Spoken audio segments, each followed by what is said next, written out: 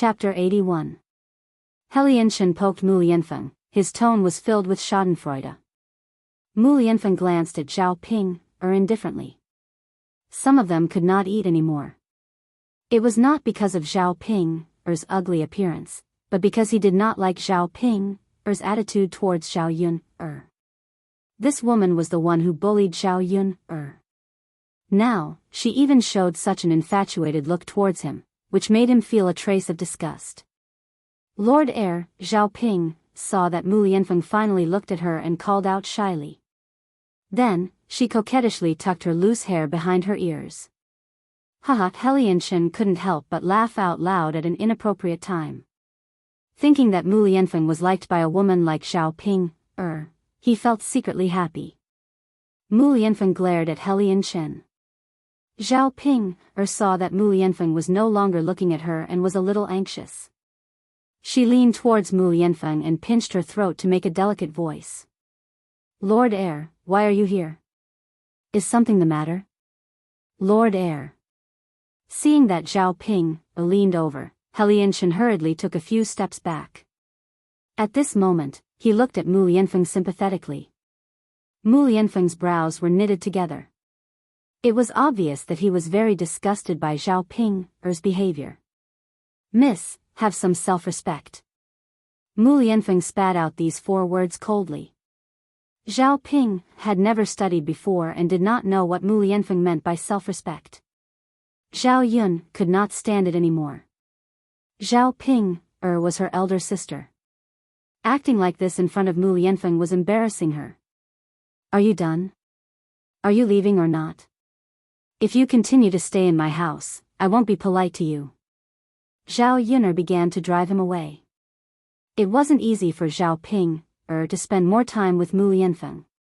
How could she be willing to leave so soon?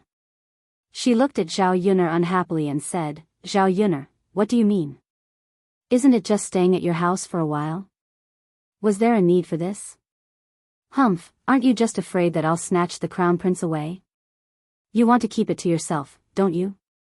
Zhao Yun looked at Zhao Ping and felt that her words were very funny. Where did Zhao Ping get her confidence from? Did she think that she could steal other men just because she looked like this? Most men wouldn't even look at her, let alone Mu Lianfeng. He wasn't blind yet. He Lianchen, who was listening by the side, laughed even louder. The ugly woman's words were too funny. Were all the people in the countryside like this? Why didn't she have any self-awareness? Mu Lianfeng was done for now. Zhao Ping did not finish speaking and continued, Zhao Yun, with someone like you, don't even think about being with someone like the crown prince. You have to look at your status. A woman who got pregnant before marriage with a child. Do you think the crown prince will take a fancy to you? Zhao Yun laughed coldly.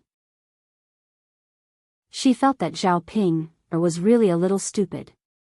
It was really hard to communicate with an idiot. Chapter 82. Zhao Yun's words were not so heartless. She did not like to say such hurtful words. However, this Zhao Ping did not care about her face at all, so there was no need for her to be polite with her. After Zhao Yun finished speaking, Zhao Ping was completely enraged. Because Zhao Yun's words poked at her sore spot. It was precisely because she was ugly that she did not like others saying that she was ugly. Zhao Yun you be *tch, I'm going to tear your face apart. She wanted to see if she would still dare to say that she was ugly after her face was ruined. Before Zhao Ping's claws landed on Zhao Yun's face, Mu Lianfeng's tall and straight body blocked in front of Zhao Yun. If you continue to cause trouble, don't blame me for throwing you out. Mu Lianfeng's voice was cold without any warmth. Zhao Ping's originally soaring arrogance immediately fell silent when she faced Mu Lianfeng's dark face. Heir apparent. Zhao Ping bit her lower lip. In her heart, her resentment towards Zhao Yun increased. If it were not for this *tch, would she be like this? Now, she had embarrassed herself in front of Mu Lianfeng. Mu Lianfeng's impression of her must be very bad. This is Miss Yun-er's house. Miss, you're too unreasonable. Even if you're her elder sister, you can't be like this. Miss Yun-er's life is not easy. Instead, you came over to take advantage of it. This is not what a family member should do. I hope you can go back quickly. Mu Lianfeng said in disgust. He did not want to meddle in other people's business, but looking at Zhao Yun-er's situation, he could not help but feel sorry for Zhao Yun-er. Zhao Ping-er stomped her feet angrily. She was very unwilling to accept this. However, she did not dare to disobey Mu Lianfeng's words. She was afraid that she would leave an even worse impression on Mu Lianfeng. When that time came, it would be even more impossible for her and Mu Lianfeng to be together. Fine, I'll leave. Zhao Ping-er turned around angrily. She would wait for Mu Lianfeng to leave before she came over to settle the score with Zhao Yun-er slowly. Waiting for Zhao Ping-er to leave, Zhao Yun-er's mouth had a bitter smile. Let the two young masters see a joke. Miss Yun-er will laugh at you, but, is that woman really your elder sister? Biological sister? Helianchen asked in disbelief. Zhao Yun nodded and replied, yes, my elder sister. Biological sister. Helianchen smiled awkwardly. Miss Yun-er, I really couldn't tell, the two of you really don't look alike. Not only do you look, but your personalities are also very different. Zhao Yun-er gave people a gentle but independent and strong feeling. However, Zhao Ping was simply a country shrew. Sometimes, it was okay for a woman to be a little ugly on the outside. At least, she needed some inner beauty, right? It was very obvious that Zhao Ping-er was the kind of woman who did not have both. Zhao Yun did not want to continue this topic. Thinking about these people made her feel uncomfortable for no reason. Thus, she called out to Helianchen and Mu Lianfeng and said, let's continue eating. Okay. After lunch, Helianchen and Mu Lianfeng prepared to return to the city together. Before leaving, Helianchen brought several caddies of mushrooms. When he went back, he also wanted his chef to make this kind of delicious taste for him. Take care, young masters. Zhao Yun-er went out and watched the two of them leave. Mu Lianfeng looked at Zhao Yun-er with some reluctance before getting into the carriage. Chapter 83. Mu Lianfeng glanced at Helianchen indifferently, as if he could not be bothered with him. Helianchen smiled and said, Feng, I hope not. Although this Yun is good, the difference between your statuses is too big. Miss Yun even has a son. It's impossible for her to enter your house. You talk too much. Mu Lianfeng said angrily, as if he was angry that Helianchen picked the matter so clearly. How could he not be aware of this? Helianchen was still smiling. He cupped his face like a child and said to Mu Lianfeng, Feng, you still don't know, right? You didn't go back yesterday. Your cousin, cough cough, she came to my house and said that I hid you. Helianchen did not know whether to laugh or cry when he thought of yesterday. Mu Lianfeng's cousin looked like she wanted to destroy the entire Helian residence. Unfortunately, after searching the Helian residence for half a day, she could not find Mu Lianfeng. Only then did she leave unwillingly. Mu Lianfeng stopped. A hint of relief flashed across his black eyes. I'll go to the inn tonight. He thought of his cousin. It was not easy for her to come here. If she did not see him, she would definitely not go back so easily. She was probably still in the Mu residence. If he went back now, he would simply be walking into a trap. He would wait a few days for the limelight to die down. After Mu Lianfeng and Helianchen left, Zhao Yun-er cleaned up the bowls and chopsticks on the table. The few dishes she made in the afternoon were all eaten cleanly, not leaving anything behind. What Zhao Yun did not understand was that the two people's statuses were not ordinary. Why would they eat so ravenously when they came to her house? It was as if they had not eaten good food for a long time. Perhaps it was because they had never eaten such home-cooked food before. They felt that it was fresh for a moment, right? In the afternoon, Zhao Yun, had nothing to do. She took care of Daodu while busying herself with other things. Zhao Yun brought back so many mushrooms. Even if she couldn't eat them all, she couldn't let them go to waste. So, she decided to dry these mushrooms and grind them into powder. The taste of these mushrooms was fresh and delicious. If the mushrooms were ground into powder and placed in soup or dishes, it could enhance the freshness of the dishes. Zhao Yun'er took the time to sprinkle some of the vegetable seeds she bought today and watered them. She reckoned that it wouldn't be long before she could eat fresh vegetables. Although the vegetable garden wasn't big, if she planted some, it would be enough for her and Daoda to eat. Yun'er. Zhao Yun'er had just finished tending to the vegetable garden when she heard Zhao Wenhua and Liang Jinxiao talking about business. The two of them walked towards her house. "Father, Mother, why are you here?"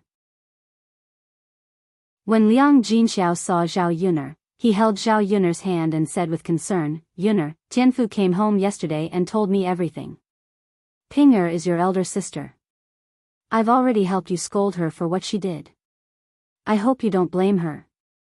How is Daoda now?" Facing Liang Jinxiao, Zhao Yun'er scolded Zhao Ping'er. This would only make things difficult for Liang Jinxiao. "Mother, Daoda is fine now. He went to the medical center in the city yesterday to have his illness checked. After taking 2 more sets of medicine, he should be completely cured." Chapter 84. Zhao Yun responded vaguely. She knew that Zhao Tianhua and Liang Jinxiao did not come over just to talk about this matter. Sure enough, Liang Jinxiao asked a little resentfully, "Yun, Mother heard that a benefactor came to your house today. Mother wants to ask about your relationship with him." Zhao Yun knew that the benefactor that Liang Jinxiao was talking about should be Mu Lianfeng. "Mother, I have nothing to do with him. It's just that the young master did me a favor." "Really? But Mother heard that." Zhao Yun frowned slightly and looked at Liang Jinxiao in confusion. "Mother, what did you hear?" Liang Jinxiao told Zhao Yun about what had happened today. Hua Chunhua had asked her husband and wife to inquire about the situation at Zhao Yun's place. Zhao Yun only felt speechless for a while. These people thought too much. However, it seemed like they couldn't wait for her to have something to do with Mu Lianfeng. Zhao Yun smiled faintly and said, "Mother, can you believe what others say? Think about it. What is his status and what is mine? Not to mention a rich person, even an ordinary person would not fancy a woman with a child, right?" Liang Jinxiao felt that it made some sense. She sighed and said, "All right, Yun, Mother understands. After hearing what you said, Mother will be able to answer to your grandmother later." Zhao Yun responded. There was nothing else to talk about with Liang Jinxiao, so the couple went back. When they returned to old Zhao's house, Liang Jinxiao told Zhao Yun's words to Hua Chunhua. Hua Chunhua also understood. Thinking about it, who was this Zhao Yun? How could a rich person fancy her? However, because they had hoped that Zhao Yun could help them get rich, now that their hopes were dashed, Hua Chunhua was unusually unhappy in her heart. She scolded Liang Jinxiao in her ear, "Since that girl doesn't have the fortune, don't bring a man home.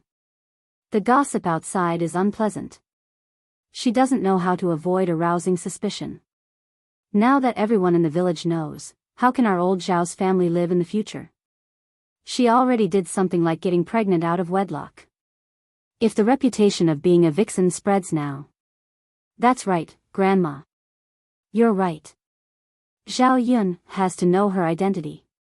Anyway, she definitely won't be liked by Shitzi. When the time comes, gossip in the village will spread, and people will think that the girls in our old Zhao's family are all indecent like Zhao Yun. Zhao Ping also followed behind and echoed.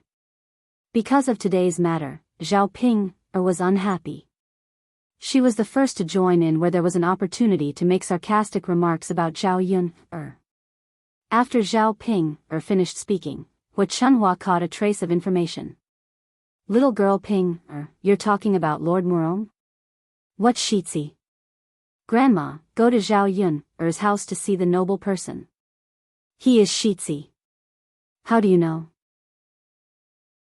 Zhao Yun said. I heard her call him Shitzi. Oh. Hu Chunhua was a little stunned. She thought that it was just an ordinary rich person. She didn't expect that it was Shitzi. If this relationship was established, it would be terrible. Now she understood even more why Zhao Yun had nothing to do with Shitzi. How could he like Zhao Yun, who was of such a high status? Chapter 85. Tisk, Tisk, Hu Chunhua sighed and thought of something. She poked Zhao Xinhui, who was eating with her head lowered, and said to Zhao Xinhui, Hui, you're pretty. If the heir apparent goes to Yun's place again, you can go over and get close to him. Who knows, he might take a fancy to you. Zhao Xinhui was Hu Chunhua's youngest daughter. She had this daughter at an old age, so she doted on her a lot. She was even more doted on than old Zhao's sons. Old Zhao's children were all good-looking. Zhao Xinhui was delicate and pretty. Her facial features were even more exquisite than Zhao Yun's. She was the same age as Zhao Yun. With Zhao Xinhui's qualifications, she could have found a good family. However, after Zhao Xinhui reached marriageable age, she was picky and insisted on finding someone who she thought was worthy of her. Other people were not willing to marry into ordinary families. Hu Chunhua doted on this daughter of hers and gave in to Zhao Xinhui. It wasn't easy for Zhao Xinhui to find a suitable man when she was 16 years old.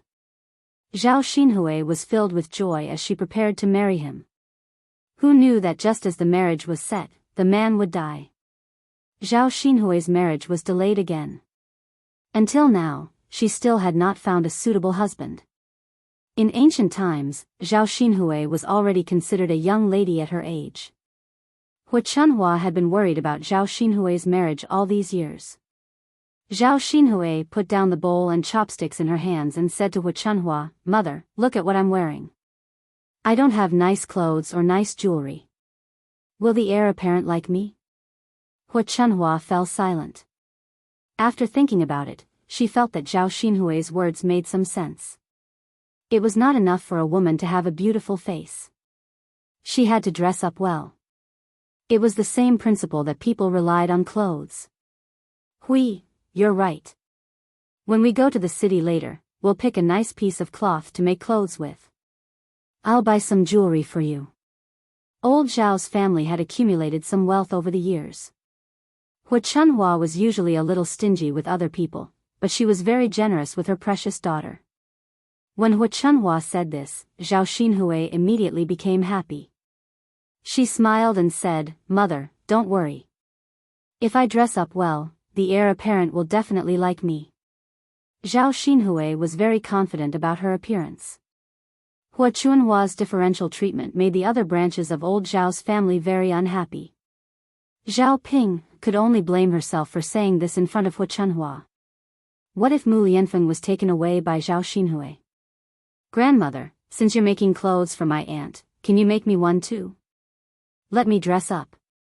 Look at my tattered clothes. Hu Chunhua glanced at Zhao Ping, indifferently. You want all of them? Where do we get so much money? Your aunt's dress up is an investment. If she marries into the heir apparent's mansion, it will bring wealth and benefits to our old Zhao's family. What do you want it for? Being reprimanded by Hu Chunhua, Zhao Ping was a little unhappy. However, Zhao Xinhui added another stab to her wounded heart. She looks like this. It's useless to dress up well. People should know their limits. You. Zhao Ping ground her teeth. Wasn't this a little too much? Chapter 86. Liang Jinxiao tugged at Zhao Ping, and Zhao Ping, finally looked away. Wasn't she just relying on her good looks? Anyway, Zhao Xinhui and Mu Lianfeng would definitely not like her. There were so many beauties in the city. Zhao Xinhui was nothing. Zhao Yun marinated the unfinished pork that Mu Lianfeng sent over. She was afraid that the pork would spoil if it was left out for too long. The salted pork that was made tasted very good. When the time came, she could just cut off a little bit and eat sparingly. She was not afraid that it would spoil, and she could also improve Daoda's diet. After taking 2 doses of medicine, Daoda's illness was basically cured. Zhao Yun's vegetable garden slowly grew. After planting the vegetables, in addition to watering them every day, she also had to fertilize them. Zhao Yun went to Auntie Lu's place to ask for some chicken dung to fertilize the vegetables. The fertilizers in the countryside were all made from human and animal feces. There were no fertilizers. However, because of this, the vegetables that were grown tasted better. These purely natural vegetables were completely different from the vegetables that were grown in greenhouses in the 21st century. Zhao Yun was looking forward to seeing what her vegetables would look like after they were grown. After finishing the chicken dung and coming back, plus working, Zhao Yun's whole body was covered in sweat. When she was busy working on her clothes, she accidentally got chicken dung on them. After she was done, Zhao Yun looked at herself and realized that she had to take a bath. Otherwise, she probably would not be able to go out in this state. When people saw her, they would cover their noses. She boiled a big pot of water. Before she took a bath, Zhao Yun asked Zhao Tianfu to take Daodu out to play so that she could have a room to take a bath. After all, her house was too shabby. There was only one room. When she took a bath, she could not take Daodu with her. Once she had earned enough money, she would definitely build a big house. After filling the bathtub with water, Zhao Yun closed the door. She took off her dirty clothes and sat in the bathtub. The warm water on her body was unusually comfortable. Speaking of which, this was the first time she took a bath in this era. If she was in the 21st century, she would definitely go crazy. However, when she came here, she was delayed by various things. Comfortable, Zhao Yun let out a long sigh of relief. She closed her eyes slightly and enjoyed it. Not long after she closed her eyes, she heard some sounds outside. Zhao Yun was a police officer, she'd been trained to be vigilant. She immediately realized that there was someone outside. Damn it! Was someone trying to peek at her bathing? Zhao Yun suddenly became angry and had an impulse to kill. If she caught him, she would definitely chop him into pieces. Zhao Yun calmed herself down and quickly grabbed the clean clothes next to her and put them on. Then, she opened the door and rushed out. Zhao Yun used less than 20 seconds. The person outside obviously did not react that quickly. When he reacted and ran, he did not run more than a few meters. Zhao Yun picked up the broom beside her and threw it over. It hit the person's head. Ah, a miserable scream rang out. Zhao Yun then rushed up and kicked the man's leg heavily. You're running. Why don't you run? An unhappy voice rang out.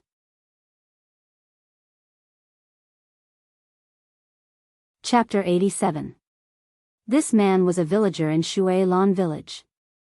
He was in his early 30s, and his name was Lu San. He was quite famous in Shuilan village. However, his fame was not because of Lu San's ability, but because Lu San was a hooligan. He did a lot of bad things on a daily basis. He was lazy and did not do his job properly. Occasionally, Lu San would also tease little girls. Zhao Yun did not expect that this guy would be so bold. He actually came to peep at her taking a bath. Zhao Yun hated this kind of hooligan very much in her previous life.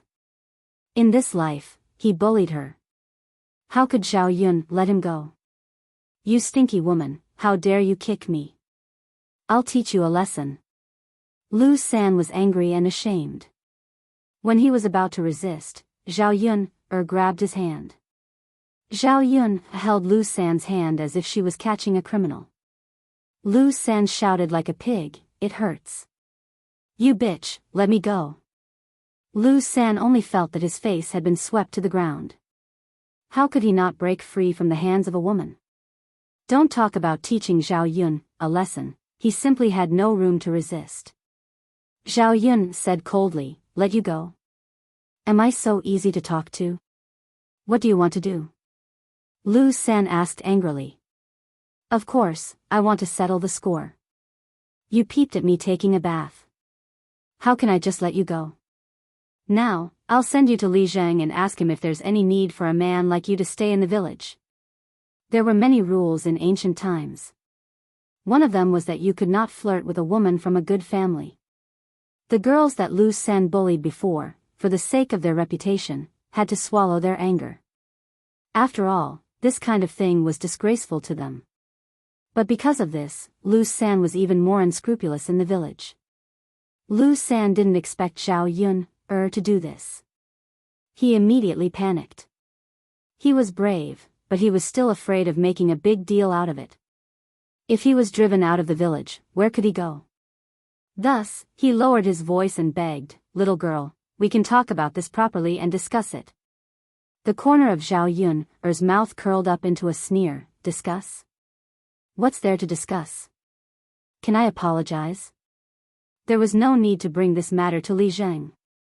Besides, even if this matter reaches Li Zheng's ears, it won't do you any good. At that time, I will tell Li Zheng that you seduced me. Lu San sounded a little smug. He thought that he could intimidate Zhao Yun. In the past, there were women who wanted to report him, but they were all intimidated by his shocking words. Zhao Yun's eyes turned cold. This Lu San was really powerful. He dared to threaten her. Zhao Yun suddenly exerted a lot of strength in her hand and broke Lu San's hand. "Ah!" Lu San cried out bitterly. One of his hands had been dislocated by Zhao Yun. At this moment, the severe pain made Lu San's forehead ooze beads of sweat. B***TCH, B***TCH, you B***TCH, how dare you break my hand? Lu San began to curse. Before Zhao Yun finished cleaning up, she kicked Lu San's butt fiercely. Lu San was kicked to the ground. Lu San's head hit the ground heavily. One of his front teeth was knocked out, and blood immediately flowed out.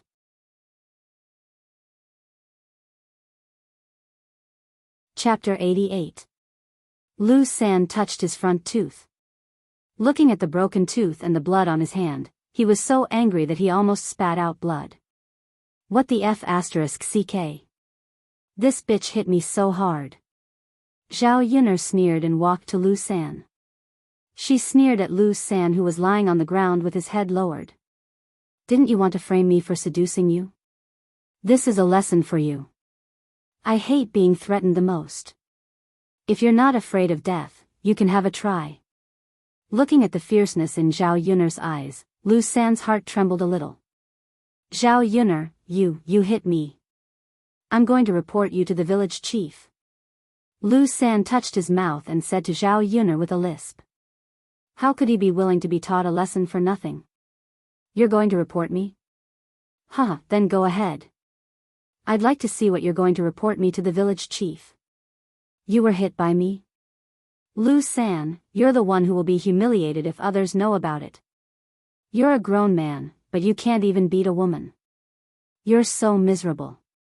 Don't you feel ashamed to stay in this village? You'll be laughed at wherever you go. Besides..." Zhao Yun lifted the corners of her mouth. Her smile was beautiful and coquettish, but it made Lu San feel cold in his heart. "You can have a try. As long as you dare, you can report me. I promise you'll regret it." Saying that, Zhao Yun clenched her fists, which made a cracking sound. Lu San knew that Zhao Yun wasn't just scaring him. Seeing Lu San behave himself, Zhao Yun smiled. "Lu San, this is a lesson for you. I hope you can behave yourself. I won't report you to the village chief, but if I catch you again, you won't be so lucky. Now get out of here." Seeing that Zhao Yun didn't stop him, Lu San ran away as fast as a rabbit. Seeing Lu San run away, Zhao Yun put away the coldness in her eyes. Of course, she was unwilling to let Lu San go like this. She was being polite to him by teaching him a lesson. However, after hearing Lu San's words, she started to have some misgivings. She didn't know whether the village chief would help Lu San if she really reported him. Lu San. She didn't care about what others said, but she didn't like to be pointed at and gossiped about. Zhao Yun'er's mood was in a mess because of Lu San. At the same time, she was more determined to make money. In this shabby house, it wasn't safe to take a bath. She couldn't be afraid of being seen every time she took a bath. Zhao Yun'er put her clothes in a basin and prepared to wash them by the river. In the evening, there were many people by the river. There was only one river in the Shuilan village. Normally, people would get water from this river. When Zhao Yun'er went to the river, many women were picking and washing vegetables by the river, preparing to cook dinner. There were also people like Zhao Yun'er washing clothes by the river.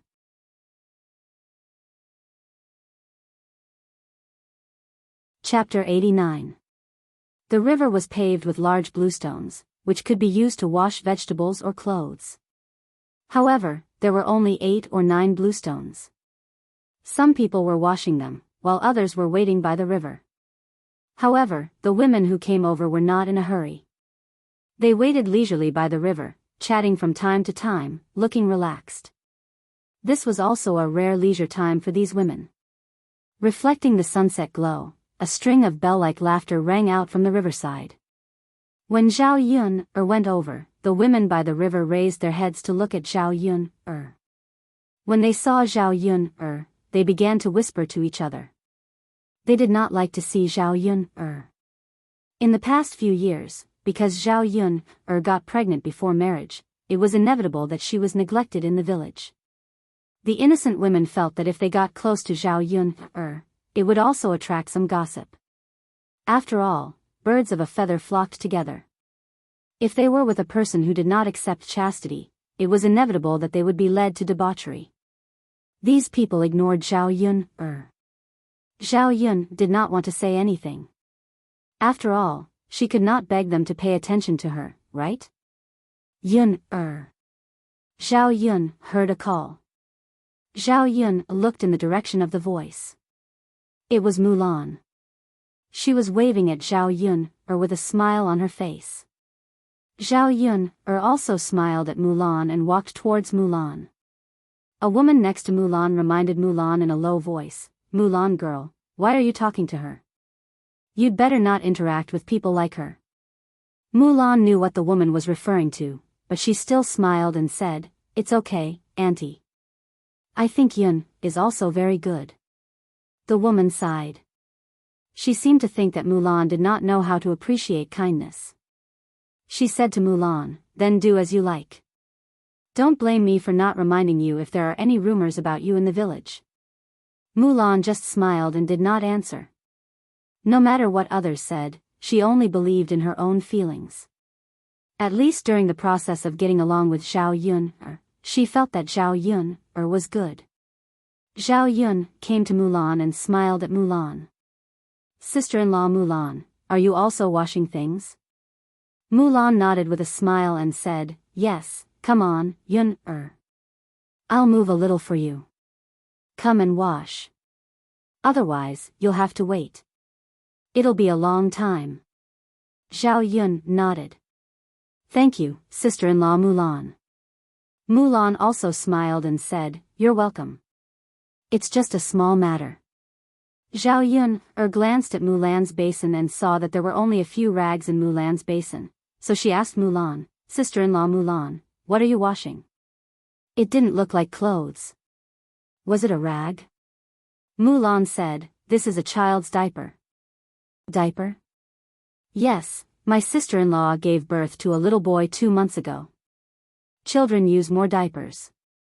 They change a lot of diapers every day." Mulan explained. Unlike modern times, there were diapers in ancient times, but there were no diapers in ancient times. Therefore, these diapers could only be used. It was more troublesome to change and wash them. Zhao Yun looked at Mulan with some distress. This thing that contained feces and urine was relatively dirty and smelly. Why did only Mulan come to wash it?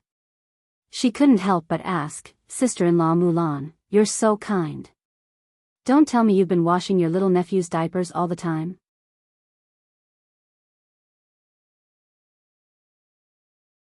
Chapter 90. Didn't you say that it's been 2 months? You said that you can't wash it before. Why can't you wash it now? You have to wash the baby now. What about her husband? Can't he help her wash it? It's okay for him to wash his child's diapers, right? Yunner, how can a man wash things? It's all done by women. Zhao Yunner was speechless for a while. Why should other people wash the dirty things made by their own children? Couldn't they do it themselves? Other people's help was out of goodwill, but washing it himself was his duty. Wasn't it his duty to do what he was supposed to do? Even if they were sisters-in-law, they shouldn't bully her like this. Mulan smiled bitterly. My mother-in-law is too old to do it, so I'll do it. Zhao Yunner could see that Mulan was actually unwilling to do it. However, in the family Zhu, Mulan was the least liked among all the daughters-in-law, so she was usually left to do all the irrelevant chores. Well. Zhao Yunner sighed. She didn't know what to say. There were some things that could only be fought for by oneself, and others couldn't help. Mulan's situation was also related to her personality. If she was a little stronger, she wouldn't be the most disliked and bullied in her husband's family. Zhao Yunner began to rinse the clothes in the basin in the water. The water was cool and refreshing. Seeing that Zhao Yunner was washing the clothes with water, Mulan asked in a hurry, "Yunner, why don't you use soap? How can you wash the clothes clean like this?" Soap. Yes, you should use soap to wash the clothes. That way, the clothes will be cleaner. In Zhao Yunner's memory, she seemed to remember that the ancient people did indeed use locusts to wash clothes. The ancient world was not like the 21st century world. There was no such thing as washing clothes. However, to remove the stains on the clothes, it was sometimes impossible to wash them clean with just water. Therefore, they would pick some locust and use it to wash the clothes. Firstly, it was cleaner, and secondly, it could leave behind a faint fragrance. After Zhao Yunner came to ancient times in this life, she didn't know where to go to pick locust, so she didn't bring any locust with her when she washed her clothes this time. Oh, I didn't pick it. Zhao Yunner smiled at Mulan. Mulan took out some locust from the basin and handed it to Zhao Yunner. Come on, Yunner, I still have some left. Here you go. Zhao Yunner also smiled at Mulan. Thank you, Mulan. You're welcome. At the riverbank, the sound of water splashing could be heard. At this time, a 16 or 17-year-old girl also walked towards the riverbank with a wooden basin in her hand. Unlike Zhao Yunner's situation, when this girl came over, the women on the riverbank were very polite to her, and they greeted the girl one by one. Hong is here. Hong is washing the clothes. Hong, you're so diligent. Xiao Hong smiled sweetly at the women who greeted her. Hello, aunties. I'm here to wash the clothes. My mother isn't feeling well, so I'm here to wash them. After Xiao Hong finished speaking, Zhao Yunner's ears rang with a burst of praise.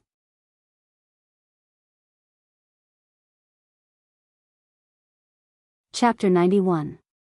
There were many people who praised Xiao Hong, but there were also some who disagreed. Perhaps it was because of jealousy. You're making it sound so good. Why don't you let your son marry Xiao Hong? Why are you saying so much here? You only know how to flatter. You can't say that. It's true that Hong is good, but it's another thing to let our sons marry her. Zhao Yunner listened to these women's chatter and looked at Xiao Hong curiously. Xiao Hong was wearing a pink dress. She had a slender figure and a silver hairpin was inserted into her hair bun. Her attire was considered top-notch in the village. Ordinary people in the countryside couldn't afford to wear colorful clothes at all.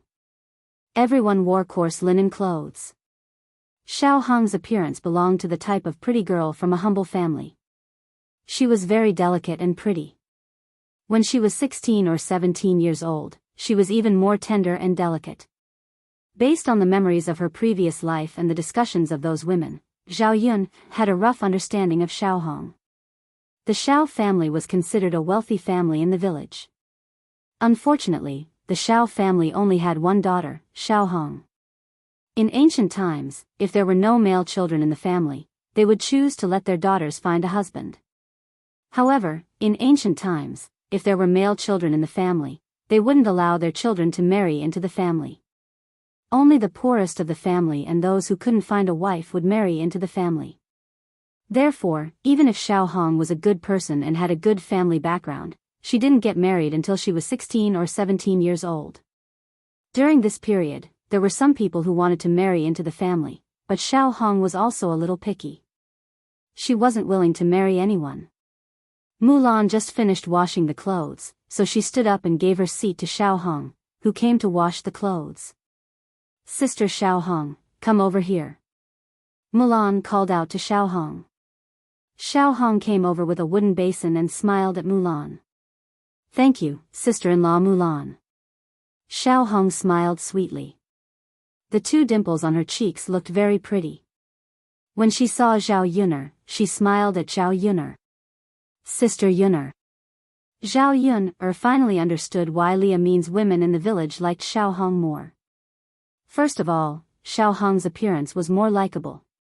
The most important thing was that Xiaohong's mouth was very sweet. When she saw people, she would shout and smile. Who wouldn't like her? Xiaohong greeted her with a smile. Zhao Yun naturally wouldn't disrespect her and smiled back at Xiaohong. "Sister Yuner, let me help you." The two of them should have more energy. When Zhao Yuner picked up her clothes and was about to dehydrate, Xiaohong said enthusiastically. Looking at Xiaohong's appearance, Zhao Yun couldn't refuse, so she smiled at Xiaohong. "Then I'll have to trouble you." Xiaohong shook her head. "It's no trouble." The two of them each tugged at one end of the shirt. Just as they were about to wring it dry, Xiaohong saw a figure walking over from not far away. She screamed. Then, there was the sound of a splash as Xiaohong fell into the water. The women by the river heard the sound and hurriedly gathered around. Hong fell into the water. "What should we do?" "Hong help! Help!" Xiaohong struggled in the water as she screamed.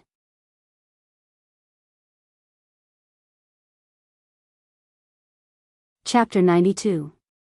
Zhao Yun stood on the shore in a daze. She didn't understand why Xiaohong fell into the river. Xiaohong didn't touch her at all. She was standing there, so she shouldn't have fallen into the river. Just when everyone was at a loss, someone rushed over and jumped into the river, swimming towards Xiaohong. It was none other than Lu Lei. When Lu Lei swam to Xiaohong's side, he grabbed Xiaohong with one hand and pulled her out of the water. It was still a little cold in this season. Xiaohong's lips were a little purple from the cold, and her body was shivering violently. Because her body was soaked in water, she was wet from head to toe. Her clothes were also tightly clinging to her body, outlining her exquisite curves. Lu Lei saw it from the side and his face immediately flushed. He took off his clothes and covered Xiaohong's body. There were no other men beside the river except for Lu Lei. Otherwise, almost all of them would have left today. After choking on the water, Xiaohong coughed violently, and her small face became pale. Seeing Xiaohong like this, the women on the shore felt sorry for her, but they also heaved a sigh of relief. Fortunately, Lu Lei came over. Otherwise, Xiaohong might have drowned to death. If Xiaohong drowned to death, the Xiao family would be in a mess. "Hong, you were fine. Why did you fall into the water?" "Exactly. Was it an accident, or did someone push you in?" These women surrounded Xiaohong and chattered with each other. Xiaohong bit her lower lip and said with a little grievance, "What's wrong with you?" "Hong, if you have something to say, just say it. We are all here." Hearing these women say this, Xiaohong looked at Zhao Yun with an aggrieved expression. Her eyes were glistening with tears. Zhao Yun's heart trembled, and a bad feeling rose in her heart. As expected, Xiao Hong said to Zhao Yun, "Sister Yun, I was kind enough to help you dry your clothes. How could you push me into the river? If you don't like me, you can tell me. You don't have to do this to me." As soon as Xiao Hong's words fell, these women instantly exploded and began to criticize Zhao Yun. Zhao Yun, are you still human? Everyone ignored you and only Hong was polite to you, yet you're still acting like this. What a vicious woman. How could there be such a vicious and merciless woman? Oh my God, Zhao Yun, you've done those shameful things, and now you're ruthlessly pushing people into the water. This is murder. You should be arrested and sent to the officials. Obviously, because of Zhao Yun's bad reputation and Xiao Hong's bad reputation, these women immediately believed Xiao Hong's words and thought that it was Zhao Yun who pushed people into the water. Of course, one of the reasons why these people believed Xiao Hong without a doubt was that she couldn't have jumped into the water by herself. If everyone tried to save her, someone would die. Xiao Hong wouldn't joke about her own life and frame Zhao Yun. Zhao Yun stood quietly and looked at Xiao Hong, completely ignoring the women's chatter in her ears.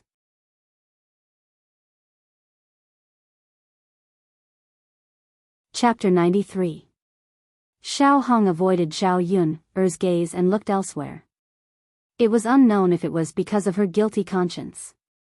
You vicious woman. Are you mute? Why aren't you saying anything? You have to give Xiao Hong an explanation today. As she spoke, a woman was already pushing Zhao Yun. When one of them made a move, the rest of the women followed suit. Zhao Yun dodged, and a warning voice rang out. Don't touch me. Otherwise, don't blame me for being rude. You little b*tch. You're being unreasonable now. You've done something bad, but you think it'll be fine if you don't say anything. Everyone, call Li Zheng over and ask him how we should deal with this little b*tch. Zhao Yun sneered and said, What bad thing did I do? I pushed her into the water. May I ask, did any of you see me push her? She said I pushed her, so I pushed her. What if I said I didn't push her? Zhao Yun, why are you still acting so shamelessly? Will Hong properly accuse you of pushing her into the water? That's right. We believe what Xiao Hong said, not what you said. That's right. Xiao Hong won't accuse you properly. What good will it do her? What if Lu Lei didn't save her this time? Wouldn't he have lost his life? How would I know what she's thinking? I said I didn't push her, so I didn't push her. If you want to frame someone, you have to show evidence.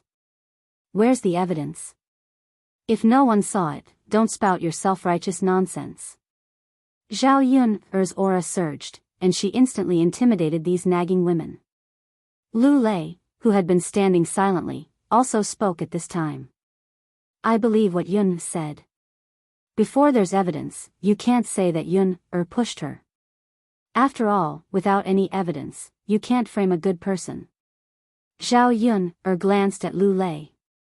When so many people were questioning her, he was the only one who stood by her side without hesitation. Xiao Hong looked at Lu Lei pitifully. Brother Lu, do you mean that you believe Sister Yun and not me? Did I push Sister Yun into the water? Lu Lei gave Xiao Hong a complicated look. You should know better than anyone whether Yun pushed you or not. Big Brother Lu. Sob sob sob, even if you like Big Sister Yun you can't suspect me like this, right? Xiao Hong's tears fell like pearls. She looked even more pitiful. The women couldn't take it anymore and said to Lu Lei, you can't speak like this, right? Everyone knows that you like Zhao Yun, but you don't have to protect her like this. You really don't have a conscience when speaking. Look at how you've bullied Xiao Hong.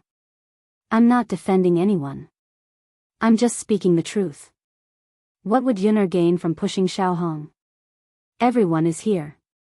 If she wants to harm someone, is there a need to be so obvious? Lu Lei's voice was also incomparably solemn. Zhao Yun sighed in her heart. It was a good thing that Lu Lei had his own judgment and didn't follow what others said. Just as these people were about to say something, Mulan, who had been standing by the side in a low voice, said, "Yun'er didn't push her." Everyone looked at Mulan again, not knowing what Mulan meant by suddenly saying this. Mulan explained, "I've been watching just now. Mulan didn't push her. I swear, I saw it clearly. She's not lying."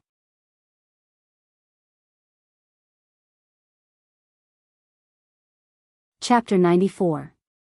Xiao Hong looked at Mulan with a pitiful look, as if she had suffered a great grievance. Mulan said with a serious face, "Sister Xiao Hong, I don't mean to side with anyone. I'm just speaking the truth. Maybe you fell down by yourself and thought that it was Yun who pushed you. Is there some misunderstanding? Also, Sister Xiao Hong, if our country tries to frame others, it will backfire. You have to think carefully about what happened today." Zhao Yun admired Mulan a little more in her heart. She didn't expect Mulan to say something like that. It really surprised her. Mulan's words made these women think more carefully. After all, no one wanted to get into trouble for someone who didn't have much to do with them. Everyone knows that Mulan doesn't lie. Yeah, Mulan doesn't lie when other people do. There's no one more honest than her in the village. We didn't see it ourselves. Who knows what it is like? Maybe it's just a misunderstanding. Hong, did you remember wrongly? These women talked one after another. Because of Mulan's words, the wind started to change.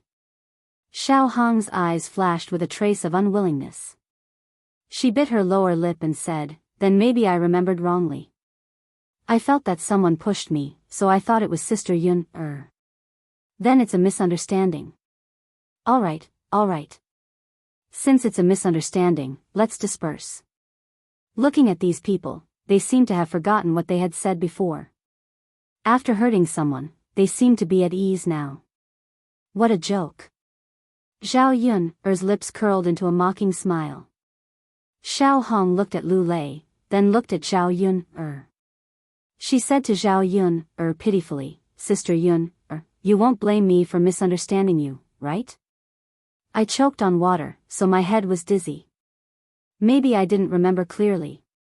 Xiao Hong's appearance and words made it seem like if Zhao Yun blamed her, then Zhao Yun was in the wrong. Zhao Yun smiled.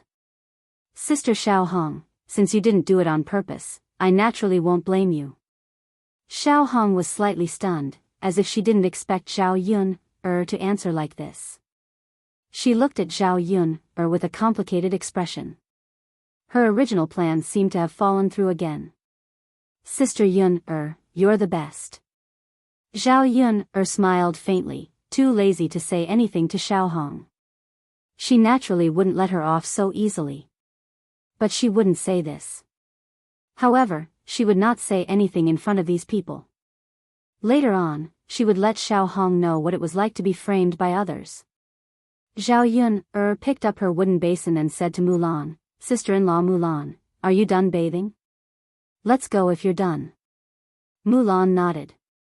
Seeing Zhao Yun and Mulan leave, Lu Lei was about to chase after Zhao Yun but Xiao Hong grabbed his hand. "Brother Lu, where are you going?" "Sister Xiao Hong, men and women shouldn't touch each other. Please respect yourself."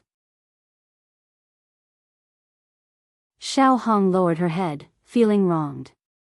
"Brother Lu. It's inconvenient for me to be drenched. Can you send me back? Lu Lei, Hong, has suffered a lot today. You have to have tender feelings for the fairer sex. At least send her back."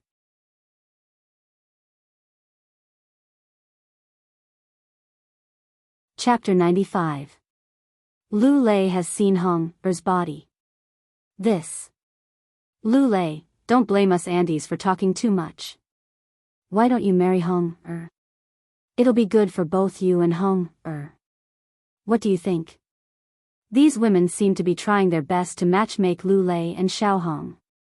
In their eyes, Lu Lei and Xiao Hong were a match made in heaven.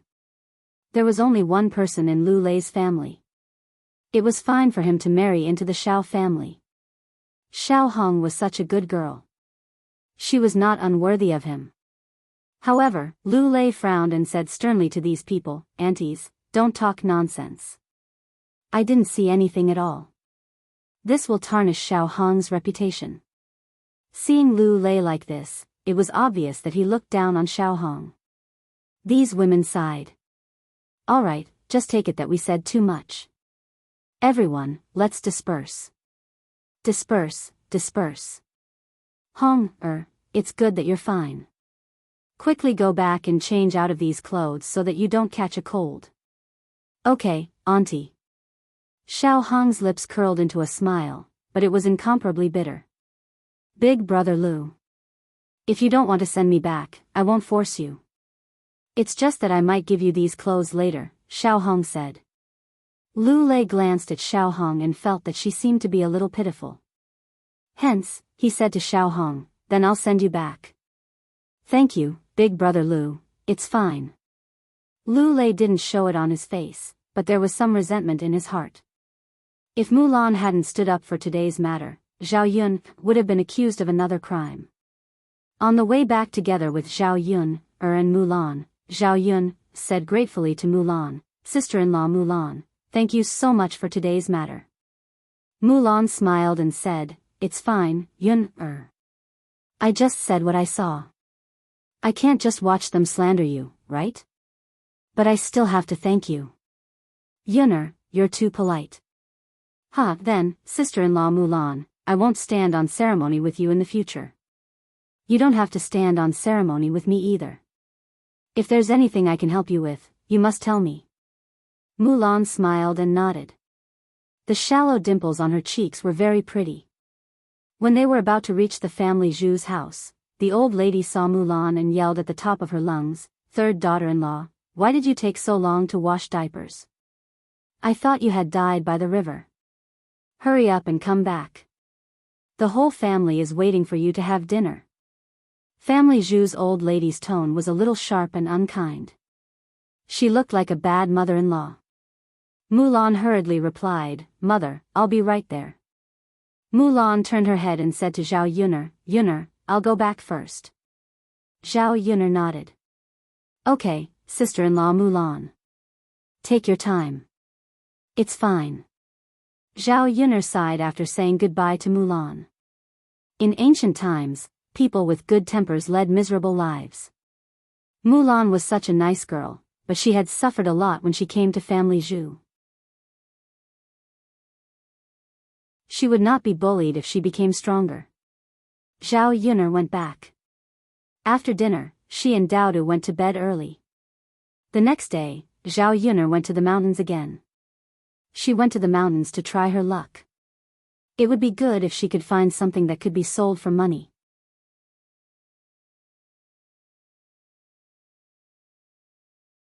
Chapter 96. Zhao Tianfu was still a child, so when he knew that Zhao Yun had gone to the mountain, he wanted to go and take a look. He had already run all over the village and was tired of playing. He always wanted to go somewhere else. Because she had 2 children with her, Zhao Yun didn't dare to take them into the depths of the mountain. She only wandered around the periphery of the forest. She had been up the mountain a few times before, but she didn't wander too far. The entire mountain was too big.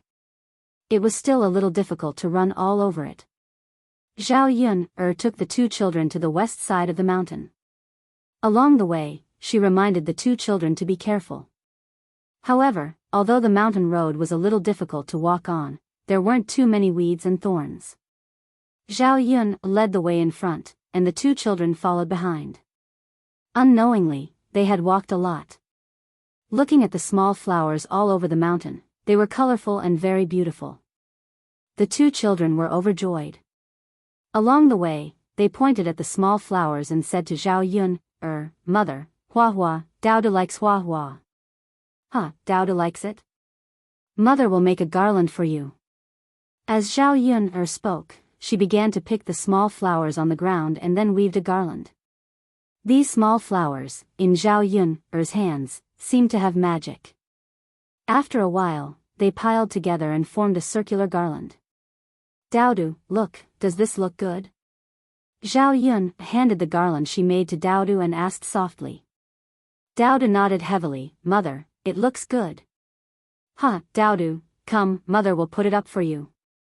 As she spoke, Zhao Yun put the garland on Daodu's head. The baby wearing the garland was even cuter.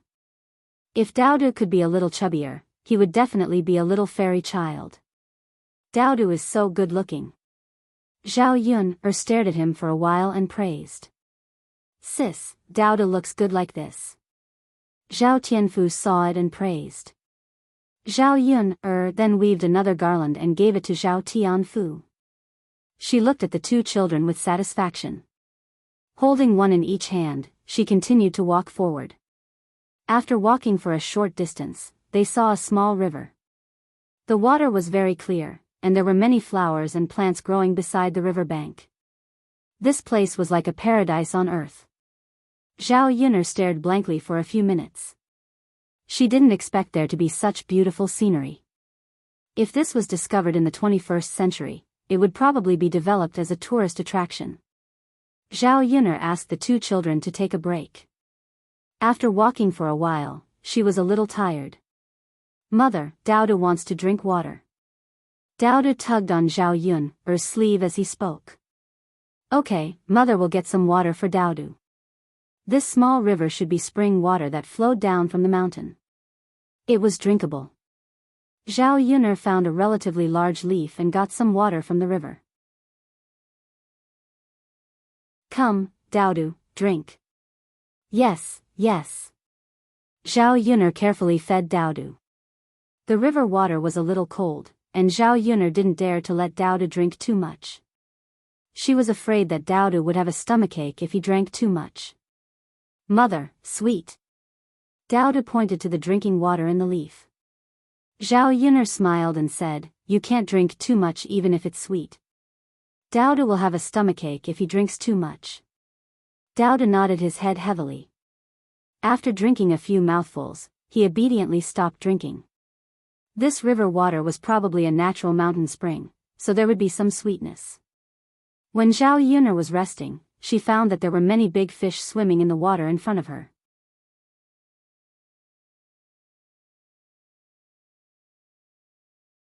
Chapter 97.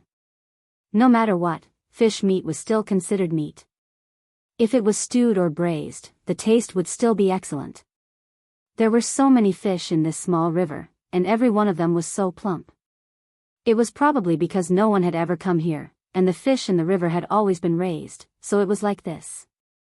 The river water was so clear that the bottom could be seen, so one could see where the fish were swimming. Zhao Yun'er estimated the depth of the river. It was only about half up to her leg. Such a shallow river, she could definitely wade into the water to catch fish. Daodu, mother will go down and catch fish for you, okay? Okay. Daodu looked at the fish swimming around in the river. He was very interested and stretched his head out to look. Then Daodu and little uncle will watch from the shore. Don't move. Mother will go and catch fish now. Okay. Zhao Yun said. She took off her shoes, rolled up her trousers, and began to walk into the river. The river water was cool and refreshing. It was still spring, so there was a trace of coldness. Zhao Yun'er tried to be as quiet as possible, so as not to disturb the fish in the river. When she reached the middle of the river water was just above her knees. Her feet stepped on the stones below. Some of them were hard, and a little uncomfortable. Slowly, some fish had already swum to her side. Zhao Yun'er quickly grabbed the fish in the river. These fish were usually in the water where no one disturbed them, so they were not very alert. Zhao Yun'er's speed was also very fast. Soon, the fish were caught by Zhao Yun'er. Zhao Yun looked at the fish in her hand. It was quite big. The first one she caught was a catfish, which was estimated to be 2 or 3 jin. Seeing that Zhao Yun had successfully caught a big fish, Daodu and Zhao Tianfu immediately became excited. Mother is so awesome. Daodu clapped and laughed. Sister, you're so awesome. You caught a fish. Zhao Tianfu also said excitedly. This fish was not easy to catch. He had caught it before. If his hand was not fast enough and his strength was not enough, he would not be able to catch it at all. Even catching a small fish was not easy, let alone a big fish. Zhao Yun looked at the two children's happy faces, and the corners of her mouth hooked up into a faint smile. She waded through the water and came ashore. She placed the big fish in her hand on the ground and let the two children play with it. Just watch, mother will continue. Zhao Yun'er smiled and went into the river again. After about an hour, Zhao Yun'er's basket began to fill up. Seeing that it was almost done, Zhao Yun'er went ashore. There were so many fish that he probably couldn't finish them all. However, it could be sold in the city. After all, fish was different from vegetables and wild vegetables. It was considered meat, and its price was slightly more expensive than vegetables. The last time she went to the city, Zhao Yun'er vaguely remembered that the stalls selling fish sold for 4 or 5 copper coins per catty. There were at least 40 to 50 catties of fish in her basket. Counting them, she could sell them for a few hundred copper coins, right? Mother, there are so many fish. Dao pointed at Zhao Yun'er's basket. Yes, there are so many fish. Mother will go back and make fish soup for Dao to drink. Zhao Yun'er saw that it was getting late. It was time to go back and make lunch. Today's harvest was relatively bountiful. Zhao Yun'er held the two children's hands in satisfaction and began to walk back. When it came to eating fish, Dao and Zhao Tianfu were a little impatient.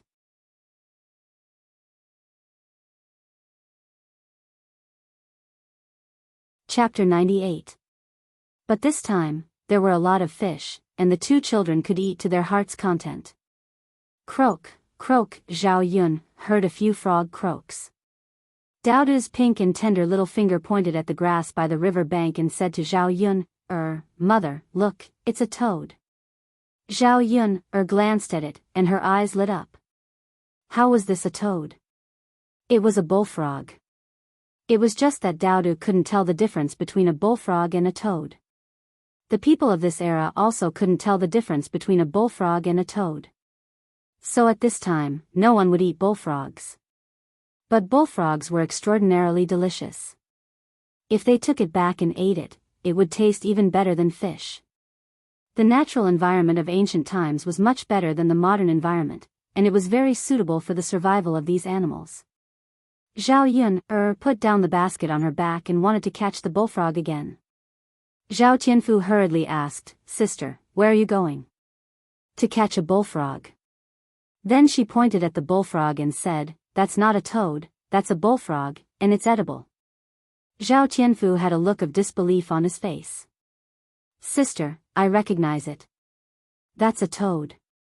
There are many of them in our village. In summer, you can see toads everywhere you go, especially next to the latrine. You can see a lot of them when you go to the toilet at night. Sister, this toad can't be caught. It's poisonous. If you catch it, it will spit poisonous gas at you. This thing can't be eaten. You'll be poisoned if you eat it. When Zhao Tianfu said this, he was serious, afraid that Zhao Yun wouldn't believe him. Tianfu, you can't catch toads indeed, but this is indeed a bullfrog. This toad looks, a little like a bullfrog. But the two are not the same thing. But sister, how do you know this is a bullfrog? I've never heard of a bullfrog before. Zhao Yun said with a smile, because I know a lot. Tianfu, don't you trust your sister that much? Zhao Tianfu looked at Zhao Yun, and it seemed that she really knew. Thinking of Zhao Yun, doing too many amazing things during this period, Zhao Tianfu already had some admiration for Zhao Yun, At this moment, he also began to choose to believe her. Although these bullfrogs were a little difficult to catch, it was still not a problem for Zhao Yun, When she was a child, she caught a bullfrog's content. After a while, Zhao Yun caught up to 5 or 6 bullfrogs were caught. Fearing that these bullfrogs would struggle and jump away, Zhao Yun found a thin straw rope and tied the bullfrog's feet. The two children probably thought it's a toad, so they were a little They were at SSSSSS, SSS, SSS. From afar, if one thought that it was a toad, it would look a little scary. Zhao Tianfu stared at the toad in Zhao Yun Erza's hand and said, "Sister, it doesn't seem to be a toad. It doesn't spray poisonous gas." Zhao Yun said with a smile, "It's not a toad. There's a difference." Zhao Yun pointed at the toad and began to explain to Zhao Tianfu how to distinguish it. In fact, it's very simple. "Tianfu, look, this bullfrog looks much better than a toad. Its surface is smooth, but this toad has a pair of small bumps on its body. Isn't it?" After looking at it, Zhao Tianfu nodded heavily. "Sister, it seems to be like this."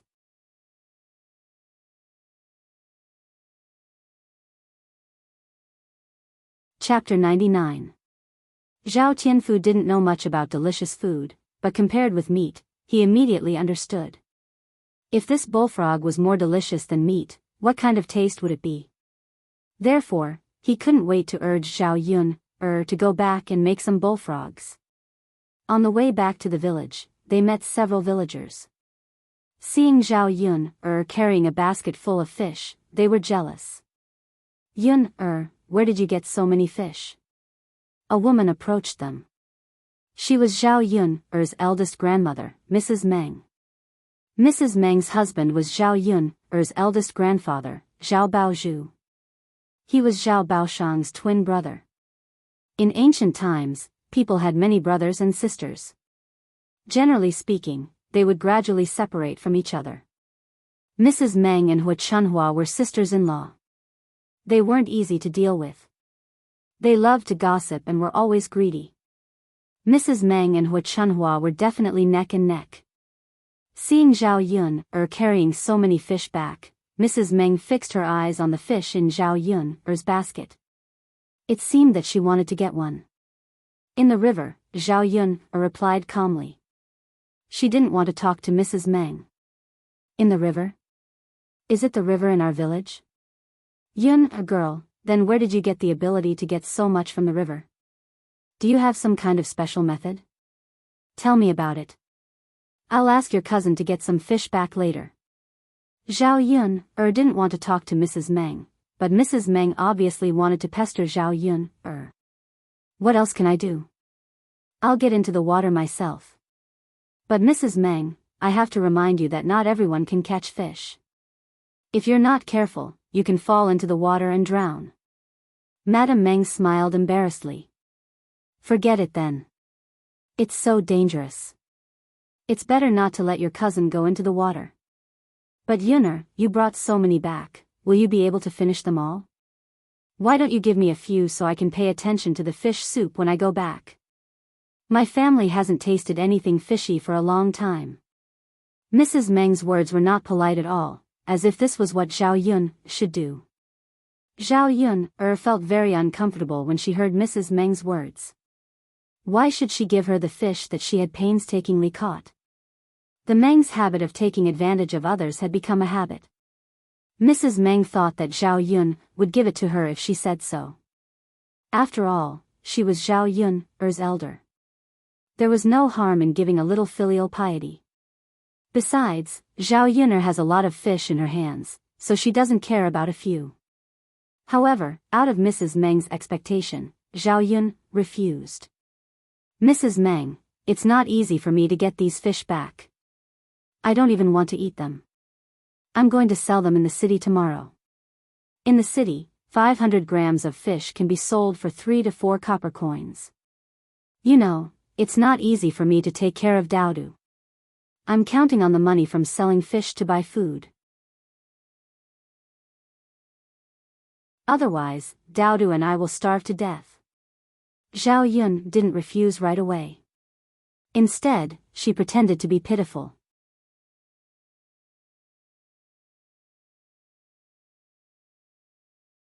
Chapter 100.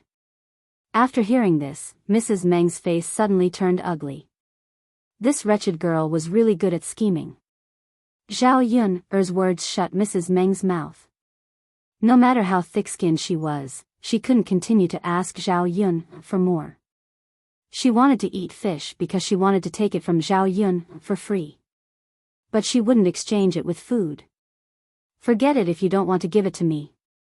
Why do you have to come up with so many excuses? I thought that one of you in the second branch was easy to talk to, but the result is the same. Mrs. Meng rolled her eyes at Zhao Yun and walked away with her short legs. The other villagers around saw that Mrs. Meng didn't get any advantage from Zhao Yun, let alone them. When Zhao Yun saw Mengshi's departing figure, a cold smile hung on the corner of her mouth. Then she held the two children's hands and continued to walk back.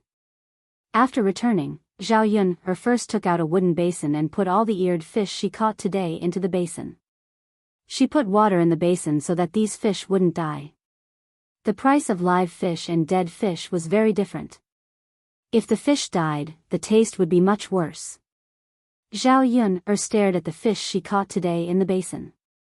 In addition to catfish, there were also carps, bass, grass carps, and so on. Although there were many kinds, there were only one or two of each. Zhao Yun looked and picked out a few fish. In addition to braised fish, she also prepared steamed bass and cooked some fresh fish slices. Dinner would definitely be very sumptuous. These fish were just more precious than vegetables in the countryside. However, many villagers didn't like to eat fish very much.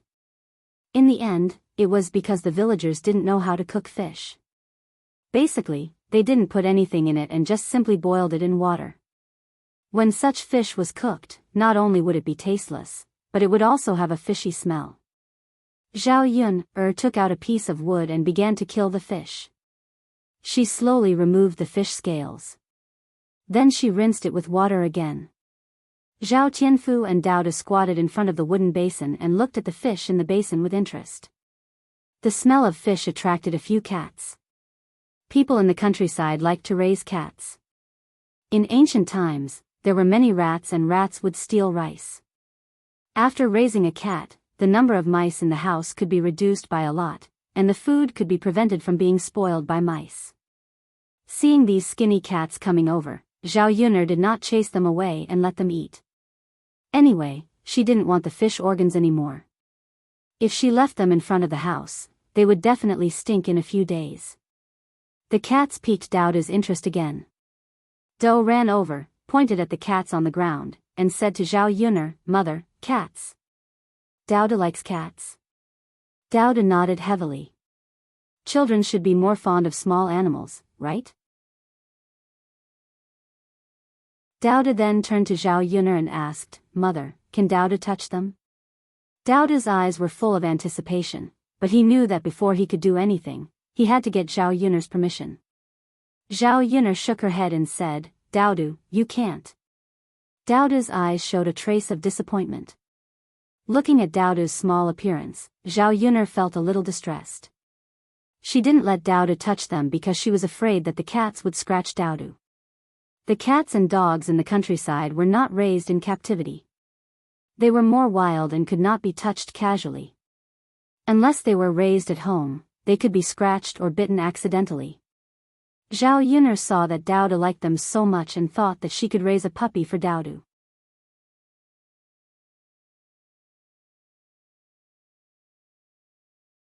Chapter 101. In ancient times, there was only one type of dog. Most of them were mongrels, which were Chinese rural dogs. Although mongrels were not as cute as some Western dogs in the 21st century, they had a high IQ, were more humane, and were loyal to their owners. If one could raise one, not only could it be Dao De's playmate, it could also be used as a guard. Zhao Yun remembered that Auntie Lu mentioned a few days ago that her old bitch had given birth to a few puppies. The puppies were already a month old, and she was worried about giving them away. After all, food was more precious in ancient times, and a family could only raise one dog at most. If they raised a few more, they would not be able to keep them alive.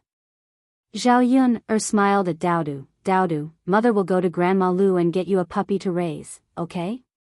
Hearing this, Daoda's dejected face immediately regained its spirit. Mother, is that true? If Daoda likes it, Mother will get you one. Daoda likes it. Daoda said crisply.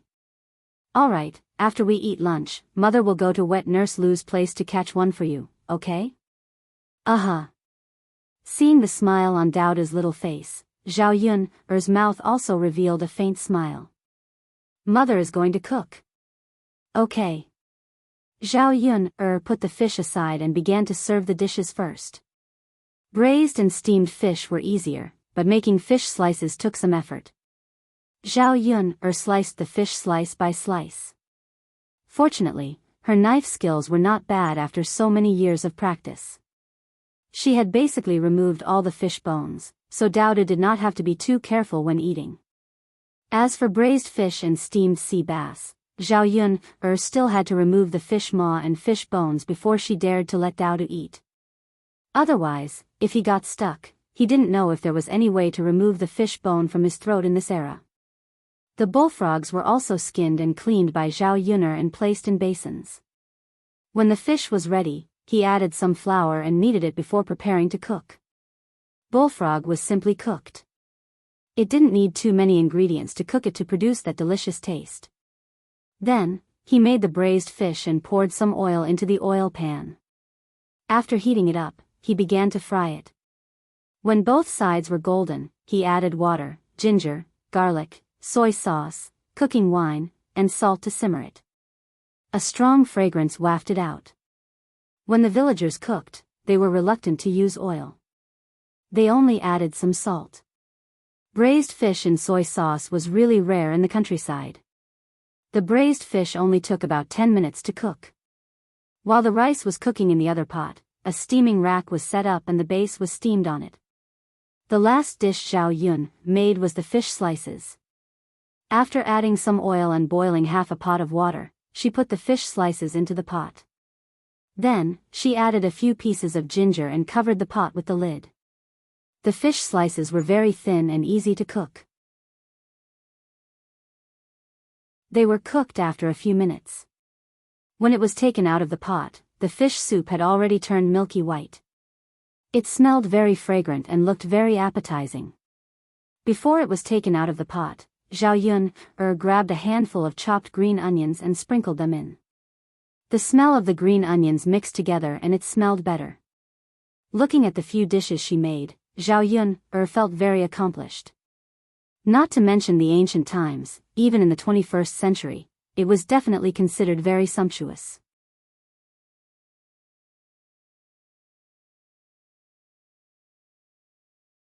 Chapter 102. Zhao Yun greeted them. The two kids ran into the house happily. They had been waiting for a long time. When they smelled the aroma coming out of the kitchen, they were even hungrier. Zhao Yun put all the dishes on the table. There were 4 dishes in total. Boiled bullfrog, braised fish, steamed sea bass, and fresh fish soup. Not only did these dishes smell good, but they also looked very good. Sister, it smells so good. It looks delicious. Huh, then let's eat quickly. The eyes of the 2 children were also affirming Zhao Yun's cooking skills. She scooped rice for Zhao Tianfu and Daodu, and asked the 2 kids to eat. Zhao Yun reminded them not to eat too fast from time to time. They had to pay attention to the fish bones. Sister, the fish you cooked is so delicious. I've never eaten such delicious fish before. It's not fishy at all, and it smells so good. Sister, it's so good to eat here. It's much better than eating at home. Zhao Tianfu buried his head in the food, his face full of satisfaction. Zhao Tianfu ate half of the fish slices in the pot of fish soup. The fish meat was very fresh and tender, and the fish soup was very delicious. Zhao Yun liked it very much after tasting it, let alone Zhao Tianfu, who had never eaten anything delicious before. The ancient fish was bred by nature, and its taste was much better than that of the fish raised by animal feed. You can eat here all the time if you like. Anyway, you can catch fish yourself. You don't need to buy these with money. But sister, mom and dad don't allow me to eat too much here. It's fine. Mom and dad think that I don't have much food here. As you can see, I actually have a lot of food here. Sure. Zhao Tianfu nodded with a smile, and ate more happily.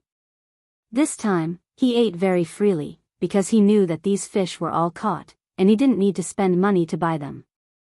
In addition, there were a lot of fish and they tasted good. In the end, Zhao Tianfu's stomach was as full as a rubber ball. Sister, I'm full. I'm so full. Zhao Tianfu put down his bowl and chopsticks and pointed to his stomach as he spoke to Zhao Yun. It's good that you're full. Don't eat so much next time. It's not good for your stomach. It won't be good if you get sick. Okay, second sister, I won't do it again. It's just that the fish you made this time was so delicious that I couldn't help but eat a lot. It's good that you think it's delicious. I'll make more for you in the future. Yeah. Daodu also put down his bowl and chopsticks and finished the bowl of rice. Mother, Daodu is also full. That's great. Looking at this little guy, he had eaten a lot today. His appetite was much bigger than an ordinary child's. Children in ancient times were much easier to raise than children in the 21st century. Children like Daodu didn't even need to be coaxed to eat. They could eat by themselves. In the 21st century, it took a lot of effort to feed children every day. Zhao Yun took out a handkerchief and wiped Daodu's little mouth. There were a lot of oil stains on his mouth, so it was a little dirty now.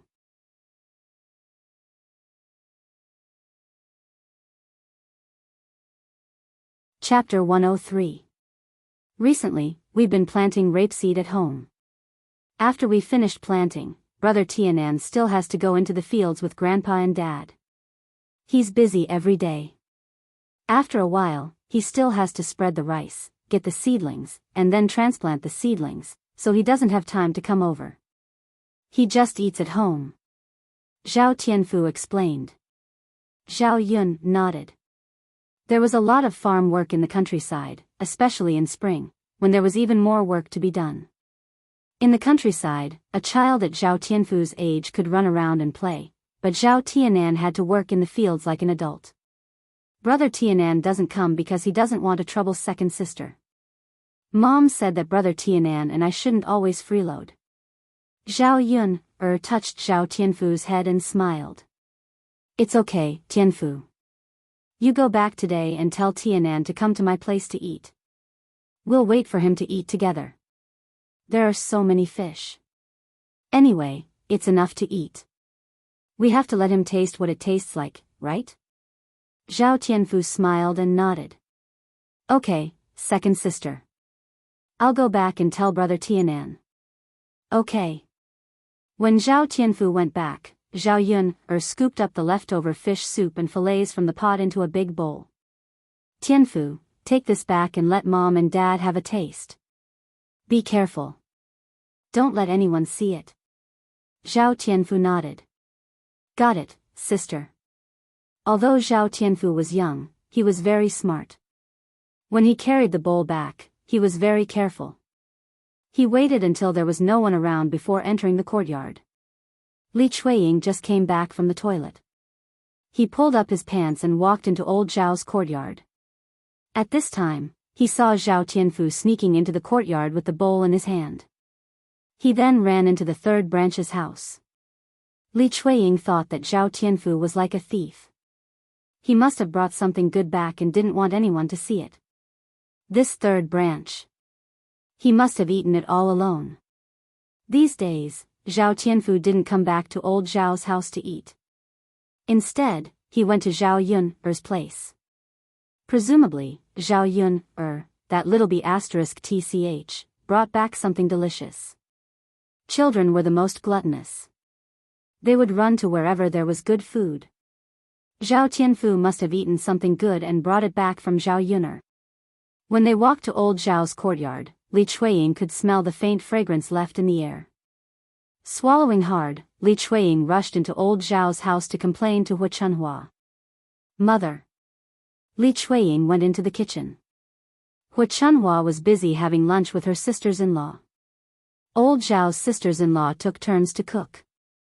Today, it was Li Chuiying's turn to cook with the fourth branch's Qian Zhuzha. However, she suddenly had a stomachache. When she went to take a dump, Feng Zhangxia took her place. Old Zhao's lunch was all vegetables picked from his garden, such as lettuce, spinach, chives, and chili. They were tired of eating these vegetables. The main thing was that there was no oil. Li Chuiying's mouth overflowed with saliva when she thought of the third branch's food. Hu Chunhua glanced at Li Chuiying and began to scold her. You lazy bee *tch. You've been taking a dump for half a day. Are you deliberately lazy and don't want to work?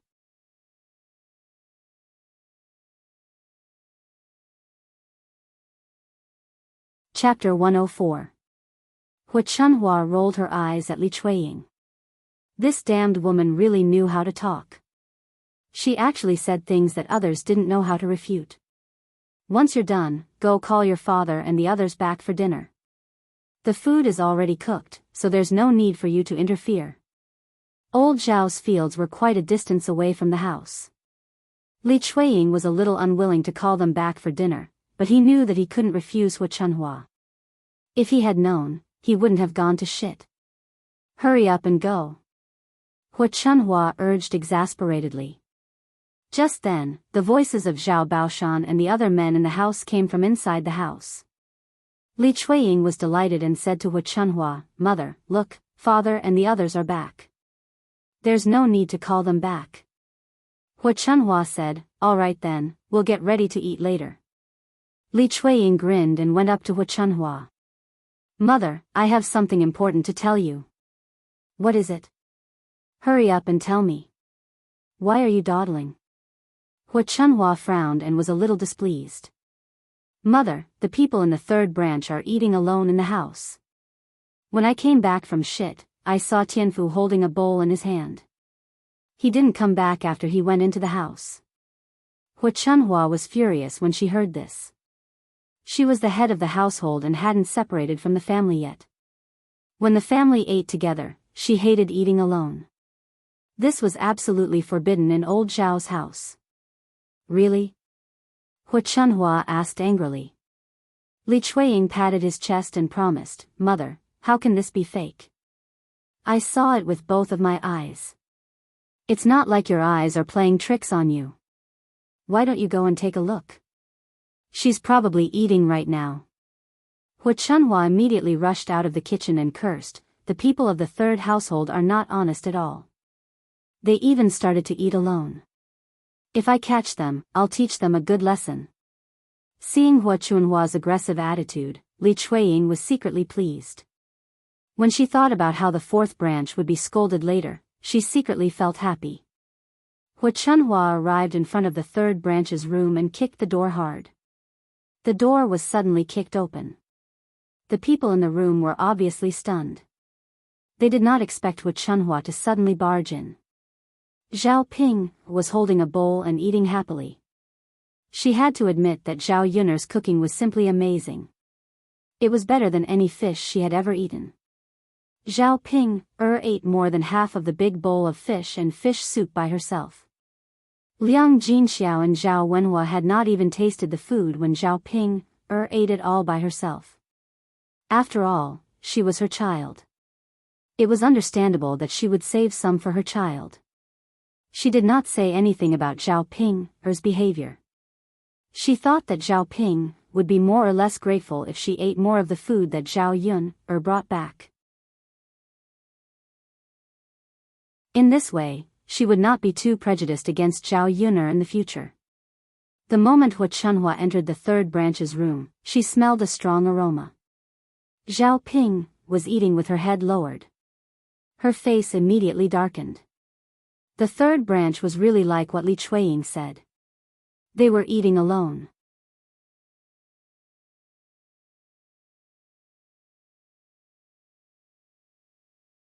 Chapter 105. As Hu Chunhua spoke, she took off her shoes and hit Liang Jinxiao. Liang Jinxiao didn't dodge Hua Chunhua's beating and scolding. She lowered her head and endured it. Zhao Tianfu immediately came over to protect her. "Grandma, you can't hit my mother. My mother didn't eat alone. My second sister asked me to take it back." Hua Chunhua pushed Zhao Tianfu. Zhao Tianfu sat on the ground, but he didn't cry. Hua Chunhua scolded Zhao Tianfu instead. "Little brat, if this isn't eating alone, then what is it? No matter who gave you the food, you have to take it out and eat it as a family." Liang Jinxiao knew the rules of old Zhao's family. No matter what the reason was, they had to eat it together. She was in the wrong in this matter. So she said to Hua Chunhua, "Mom, I was wrong. This has nothing to do with Tianfu. Don't be so calculative with a child." Hua Chunhua glared at Liang Jinxiao. "Now you know you're wrong. I don't know how much you secretly eat. Mom, how much can it be? Yun has it hard. Today, Tianfu said that she caught a few fish and cooked it herself. That's why she sent some over." Hua Chunhua thought about it and agreed. How much good food could Zhao Yun have? It was already not easy for her to not starve to death since she was able to feed herself. "I'll remember what happened today. If I find out later, you'll suffer." Hua Chunhua put away her shoes. Liang Jinxiao's body was already covered with bruises. "I know, Mom. It won't happen again." "Humph, you're still thinking about the next time." Hua Chunhua rolled her eyes. Hua Chunhua asked Zhao Ping, to bring it over when she saw that there was still a little bit of fish soup left in the bowl. "I'll take the rest," Hua Chunhua said. Zhao Ping couldn't bear to hand it over, but she knew that if she didn't, Hua Chunhua would probably start scolding her again. She hadn't eaten enough yet. Seeing that there was not much left, Hua Chunhua still wanted to hold on to it. "Hurry up," Hua Chunhua urged impatiently. "Milk, here." Zhao Ping handed the bowl over. Before Hua Chunhua left, she said to the people of the third branch, "You've eaten all the food by yourselves. You'll be hungry for lunch and dinner today. Don't come out to eat." After saying that, Hua Chunhua left with the bowl in her hand. Li Chuiying followed her out with a smile. Seeing that Liang Jinxiao had suffered because of Hua Chunhua, he gloated even more. Thinking of what Hua Chunhua said, they could eat more rice if the third branch didn't eat anymore. Li Chuiying stared at the fish in Hua Chunhua's hand and couldn't help swallowing saliva. He said to Hua Chunhua with a smile, "Mom, are we going to eat the fish together later?" Hua Chunhua stopped walking and said, "Don't eat it. Don't you see that there's only so much left in the bowl? Each of us won't be able to eat a single bite." Li Chuiying curled his lips. He was unwilling to give up. "But Mom, but what? There's still so much left." "Go back and give it to your younger sister. Your younger sister has been starving these days," Hua Chunhua said and walked towards Zhao Xinhui's room. She shouted from a distance, Mom made something good for you. Come and have a taste."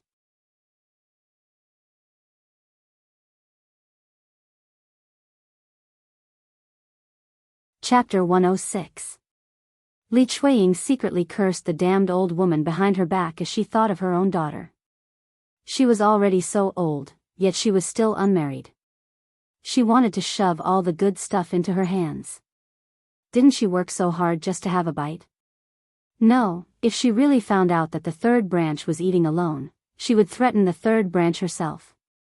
She couldn't let this old woman find out. That way, she could at least have a bite and satisfy her craving. Li Chuiying flung her sleeves. Forget it. She couldn't win against this old woman. She was shrewd. Hua Chunhua entered Zhao Xinhui's room. Zhao Xinhui came back with some wildflowers and was fiddling with them in front of the mirror on the table.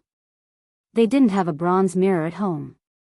If she wanted to see her face clearly, she had to fill a basin with water and stand in front of the mirror. But the reflection in the water couldn't be clearer than a bronze mirror. When Shen Pan married into the family, she brought some dowry with her. She took a fancy to Shen Pan's bronze mirror, so Shen Pan generously gave it to her. So, in the entire old Zhao family, she was only slightly more polite to Shen Pan. She didn't treat anyone else nicely. Zhao Xinhui put a flower behind her ear, making her entire face appear more beautiful. Zhao Xinhui looked at herself in the mirror with satisfaction. When she saw Hua Chunhua enter, she asked Hua Chunhua, "Mother, look. Do I look good?" Hua Chunhua came in to take a look. She had never seen Zhao Xinhui like this before. When she dressed up properly, she didn't lose out to the young ladies in the city. It was a small face that had completely inherited her and her old man's looks. "You look good, you look good. My Hui is the prettiest," Hua Chunhua praised repeatedly. When Zhao Xinhui heard Hua Chunhua's words, not only was she not happy, but she also had a bitter expression on her face. Hua Chunhua hurriedly asked, "What's wrong, Hui?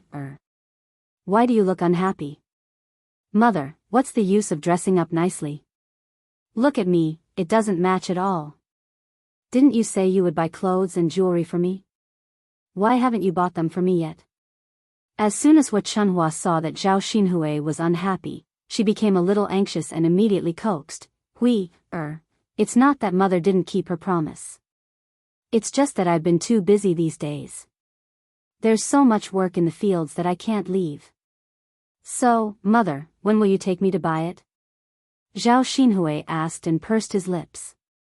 "If you don't want to buy it for me, then forget it. At most, I don't want it."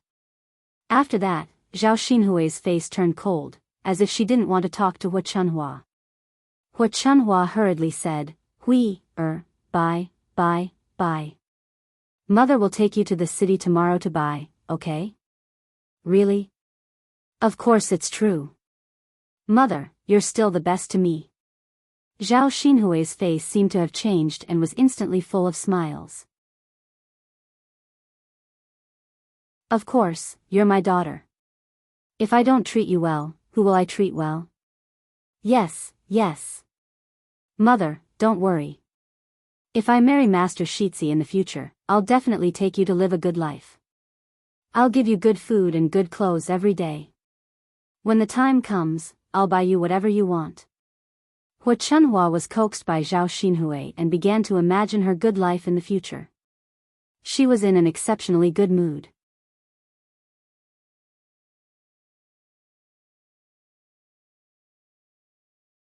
Chapter 107. "Hui, you'll look better if you eat more," Hua Chunhua added. Zhao Xinhui glanced at the bowl on the table and asked, "Mother, is this fish?" "Yes, it should be." Zhao Xinhui leaned over and sniffed it. It smelled good, much better than the food she cooked at home. "Mother, where did you get this?" Hua Chunhua snorted at the mention of this. "Yun, gave it to the third branch. They ate it all by themselves and I caught them. There's still a lot left, so I brought it over for you." "Where did Zhao Yun get it?" "She's really capable. She can even get delicious food. This fish is actually not a good thing. There are some in the river, but I don't know how this girl made it so fragrant. It smells delicious.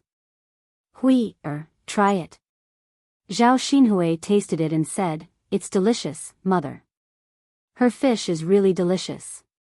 You should cook it for me next time." Hua Chunhua laughed embarrassedly. "How would I know how she made it?" "Then go and ask her." "You don't have to ask. Let third sister-in-law do it." Hua Chunhua thought about it and agreed. She smiled and said, Okay. Let third sister-in-law ask. When she catches the fish, I'll cook it for you." "Okay."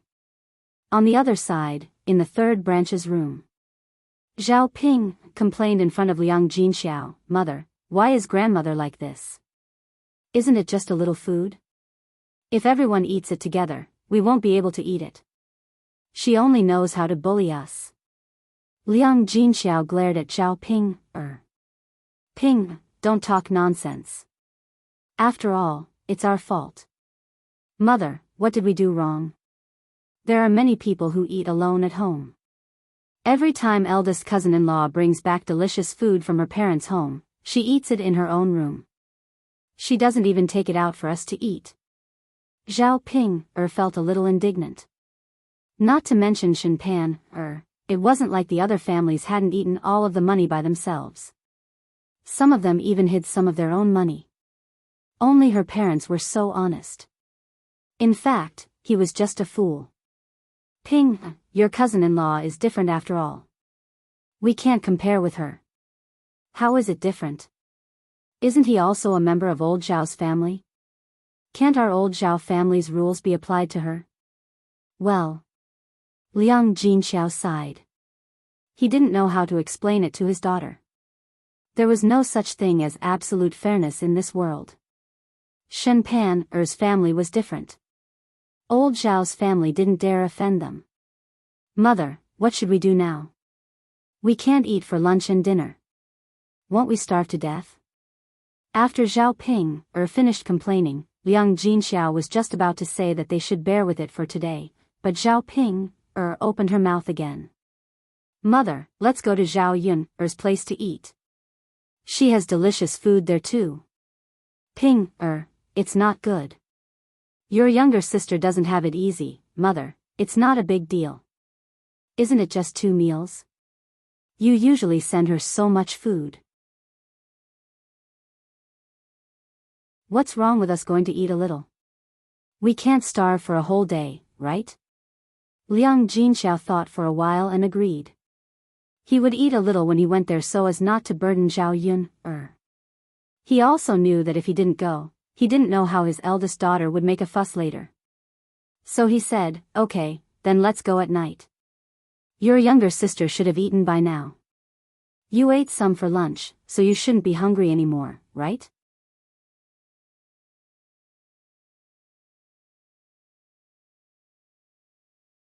Chapter 108. In the afternoon, Zhao Yun picked a big fish and sent it to Mulan. After all, Mulan had defended her before, so she wanted to thank her for it. When it was time for family Zhu, the men of family Zhu all went to work in the fields. It was the busiest time for farming. The women of family Zhu were at home. As soon as they entered the courtyard of family Zhu, they heard the cries of the family Zhu's child. It was probably the child of Mulan's sister-in-law. The child was crying miserably. In the courtyard of family Zhu, Mulan was doing some small chores. These days, she had brought back some bamboo from the mountains and was now weaving some bamboo baskets and wicker baskets. There were already some woven baskets on the ground at the side. They looked very delicate and were very good. Zhao Yun didn't know that Mulan was so skillful in weaving these things. However, these baskets and wicker baskets could be sold for money in the town. Sister Mulan. Zhao Yun called out. Mulan turned to look at Zhao Yun. She stopped what she was doing and said with a smile, Yun, why are you here? Zhao Yun said, I caught some fish and sent one to you. Zhao Yun walked to Mulan's side and waved the fish in her hand in front of Mulan. I picked the biggest fish for you. Sister Yun, you're too polite. You should keep it for yourself. Why did you send it to me?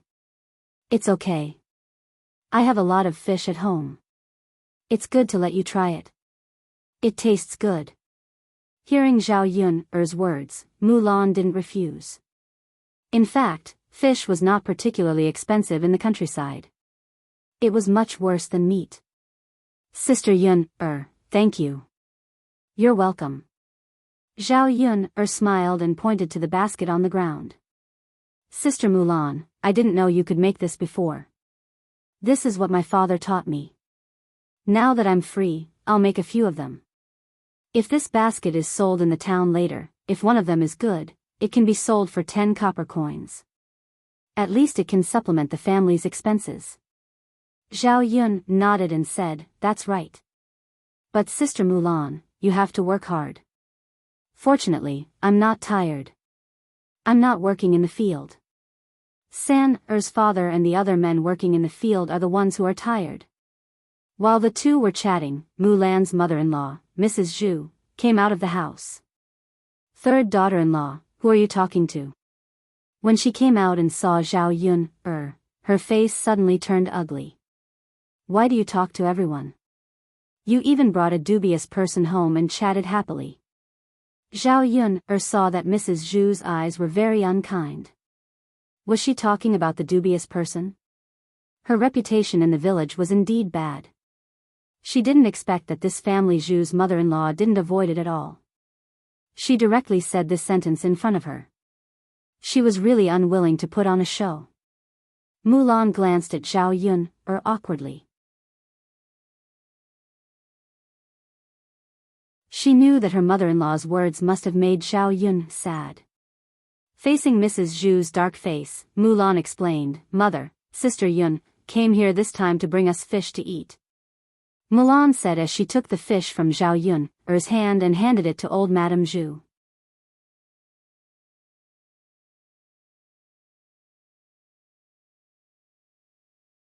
Chapter 109. She snorted softly and didn't reprimand Mulan and Zhao Yun anymore. Mrs. Zhu was too snobbish. If Zhao Yun hadn't brought a big fish over, she might have been driven out of family Zhu's courtyard. Mulan also breathed a sigh of relief. If Mrs. Zhu had driven Zhao Yun away, she wouldn't know how to face Zhao Yun. Mrs. Zhu pointed at the fish brought over by Zhao Yun and said to Mulan, Make more fish and send more to your sister-in-law tonight. Mulan replied, Got it, Mother. When Mrs. Zhu was about to enter the room, the baby's cries came from Mulan's sister-in-law's room again. The cries were intermittent. One moment, he cried, and the next, he stopped. Family Zhu's old lady frowned. I don't know what's wrong with him these days. He's always crying. Did something happen to him? Mulan put the fish into the wooden basin and said to Mrs. Zhu, Mother, I'll go and have a look. I'll go and have a look, too. Family Zhu's old lady said. The baby had been crying a lot these days. She thought it was normal. After all, there were only a few children who didn't cry. However, it seemed that something was wrong with the baby for several days. They went into the room together. Family Zhu's eldest daughter-in-law, Madame Qi, was lying on the bed. The baby was beside her, crying loudly. Family Zhu's old lady's attitude towards Madame Qi was not bad. She asked softly, Eldest daughter-in-law, why is my eldest grandson crying like this? Mother, I don't know. But there's something on Hoover's forehead. I don't know if it's the reason why he's crying. Madame Zhu went in to have a look. She found that there was indeed something on the baby's face and head. It was a layer of dry skin, and some of it was a lump of nodules. Old Madame Zhu didn't know what it was either. She muttered, How did my eldest grandson grow something? The child is crying non-stop. It must be because of this. Mother, what should we do? Was Hoover's condition serious? Will it be okay? Madame Qi asked with a frown. I don't know. I've never seen anyone's child with it. Mother, why don't we call a doctor over? Family Zhu's old lady's face. Why should we call a doctor? It's normal for there to be something on a child's face. If we call a doctor's we'll be able to get a lot of money. Madame Qi's of the family's old ladies was even a doctor's SSC. Seeing that old Madame Zhu was reluctant to part with the silver, Madame Qi didn't say anything else. She also felt that there should be nothing wrong. Zhao Yun came closer to take a look and knew what was going on at a glance. Her friend's child also had something like this, so she knew a little about it. This baby, who was less than 2 months old, had eczema on his forehead. I know what it is. Zhao Yun couldn't help but say when she saw how pitiful the baby was. It wasn't a big deal, but if it wasn't handled well, the baby would suffer. Madame Zhu glanced at Zhao Yun and snorted. I don't know what it is. How would you know?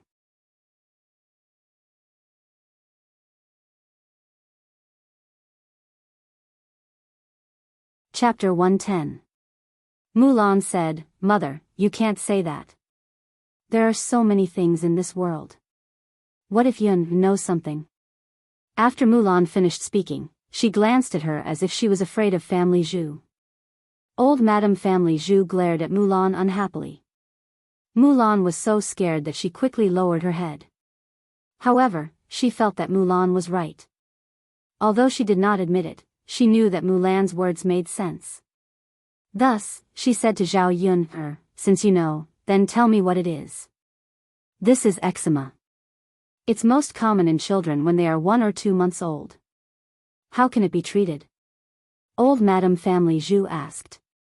It was useless to just know what it was. She had to know how to treat it. In the 21st century, children who had eczema were basically smeared with some ointment. There was definitely no ointment in this era. The child's eczema was not very serious. It might be better if he paid more attention to other aspects and did not use any ointment. Looking at the environment in Madame Chi's room, she reminded her to open the doors and windows and not close them tightly. The child's clothes should not be too wrapped up. In addition, Madame Chi had to pay attention to the child's diet. The child's eczema was also related to the mother's milk. It's best to eat less spicy and stimulating food. Also, you can't eat things like fish. "Auntie, you can't let sister-in-law taste the fish I sent over. Judging by this, it will probably get better in 2 days," Zhao Yun said. Old Madame Family Zhu was skeptical of Zhao Yun's words. However, seeing that Zhao Yun spoke in an orderly manner, it did not seem like she was lying. Anyway, she did not have to pay for it. There was no harm in following Zhao Yun's instructions and giving it a try. However, Madame Chi was a little unhappy. "Mother, if I can't eat this and that, then what should I eat?" Old Madame Family Zhu looked at Madame Chi. "Just bear with it for a while. Otherwise, what will happen to Hu-er? If you don't want Hu-er to get better, then continue eating." Madame Chi pursed her lips. She wanted to eat, but she also wanted her child to be well. It wasn't easy for her to give birth to a child. After such a long time, she was able to eat a little more good food. If she was controlled like this, she wouldn't be able to eat anything good again. "Mother, then I won't eat it," Madame Chi said. After leaving Family Zhu, Zhao Yun'er took 2 fish to Auntie Lu's house. Auntie Lu was sitting at the door facing the light outside, sewing something in her hands.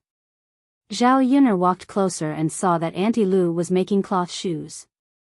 In ancient times, the clothes and shoes on their feet were all made by themselves. The cloth shoes that were made were much sturdier and more comfortable to wear than the shoes bought in the 21st century. It was just that the cloth shoes were a little more troublesome to make. The stitches were very fine, and every stitch and thread would take at least 1 or 2 days to make a pair of shoes. "Aunt Lu!" Zhao Yun called out. Auntie Lu was so focused on making shoes that she didn't hear Zhao Yun'er's footsteps. "Ah, Yun'er, you're here."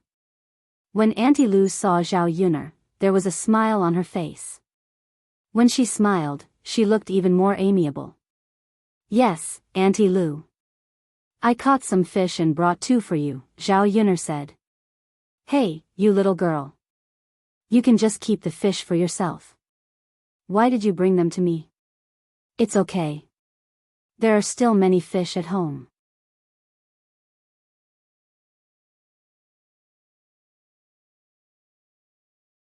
Chapter 111.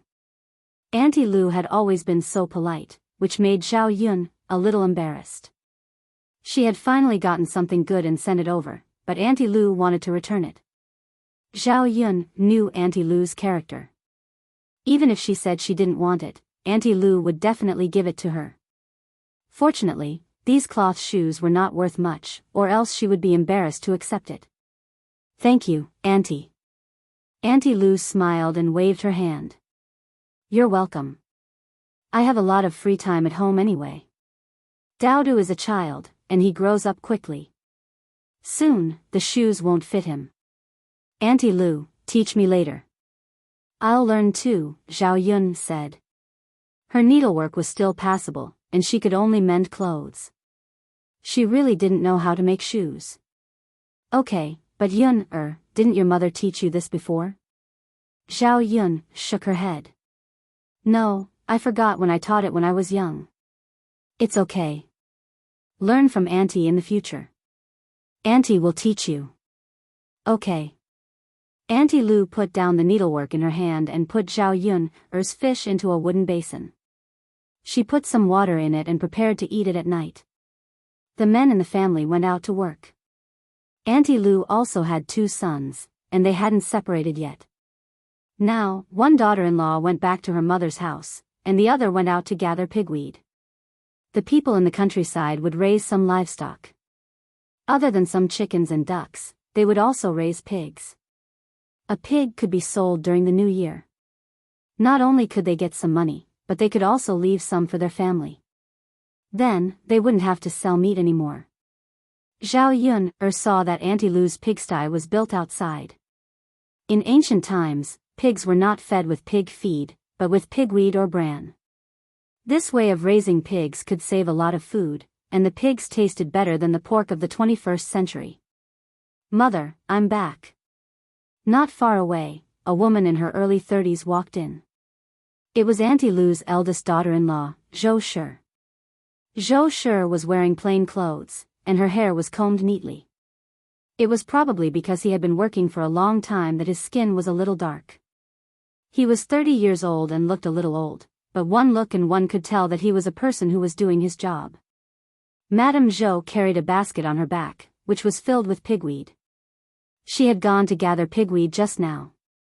Seeing Zhao Yun'er coming, Mrs. Zhou also greeted Zhao Yun'er with a smile. Yun'er, you're here. Hello, sister-in-law. Madame Zhou smiled and put down the basket in her hand. Mother, I'm going to feed the pigs. It's spring, so there's a lot of pigweed. Our little pigs can grow fat. Huh, that's good. Go ahead. Yes. There were 3 little pigs in the pigsty. The big pig had been killed and sold at the end of last year. These were all captured not long ago. Mrs. Zhou skillfully put the pigweed into the pigsty and muttered a few words. A few piglets ran over and began to fight for the pigweed. Zhao Yun'er looked at the piglets. They were pink and tender and looked quite cute. Hearing Mrs. Zhou's words, Zhao Yun'er began to think about whether she should raise 2 little pigs. Not to mention exchanging them for money. After killing them, Daodu could eat a lot of pork. Pigs ate pigweed and bran, so it didn't cost much to raise a pig.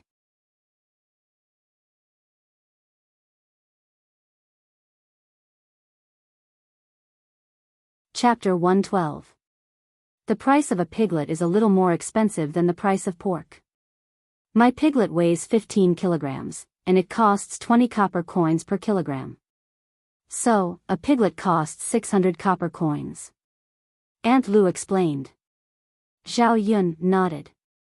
It sounded a little expensive, but when the piglet grew up, she could earn a lot more. Why, Yun, do you want to raise a pig too? Aunt Lu asked with concern. Zhao Yun shook her head and said, I don't plan to raise one now. I don't have a pigsty at home, and I usually have to take care of Daodu. I can't get away. Aunt Lu nodded and said, that's right. The most important thing now is to take care of the child. Fortunately, Daodu is sensible and can save you a lot of trouble. Speaking of Daodu, Aunt Lu's eyes were filled with a gentle smile. Auntie Lu liked children. In ancient times, most people preferred boys. However, although Auntie Lu had 2 sons and both sons were married, she didn't have a grandson until now. She had 3 granddaughters. The first branch gave birth to 2 daughters, and the second branch gave birth to 1 daughter. So now, Aunt Lu hoped that the 2 daughters-in-law would continue to give birth to a grandson. The more anxious she was to give birth to children, the more the 2 daughters-in-law's bellies didn't show any signs of pregnancy. Although Aunt Lu was depressed, there was nothing she could do. Although the 2 daughters-in-law hadn't given birth to a son, she was still good to her daughters-in-law. If it were in other families, the mother-in-law would probably pick on the daughters-in-law every day. God Lu didn't say anything, but the two daughters-in-law felt guilty and were more filial to Aunt Lu. Usually, if there was any work at home, they would rush to do it. Auntie Lu rarely interfered. "Mother, I'm done feeding them. Now, I'll send some water to father and the others," Mrs. Zhou said. Zhao Yun looked at Mrs. Zhou and felt a little restless. She was really hard-working. Aunt Lu called Mrs. Zhou and said, "You've just finished. Take a rest." Mrs. Zhou wiped the beads of sweat on her forehead and said with a smile, "Mother, I'm fine. I'm not tired." "All right then." Looking at Madame Zhou's departing figure, Auntie Lu sighed and said, "My daughter-in-law is good in every way. She's hard-working, but she's not like Yun. She's only left with a boy." Zhao Yun'er smiled awkwardly and comforted Auntie Lu. "Auntie Lu, don't worry. You'll have a grandson to hold." Boys and girls were all the same. People had to be filial. "Auntie, don't you agree?" Auntie Lu chuckled and said, "You're the only one who knows how to talk." "I don't care. It's just that the other villagers won't gossip if there's a boy." "Sigh, but let's take it slow. Our Lu family has never done anything bad in our lifetime. I believe that we won't be left without descendants." Zhao Yun'er responded and then asked, "Auntie Lu, I heard you say that your bitch gave birth to a puppy. Now I want to catch one. Can you give me one?" Auntie Lu quickly said, "Of course.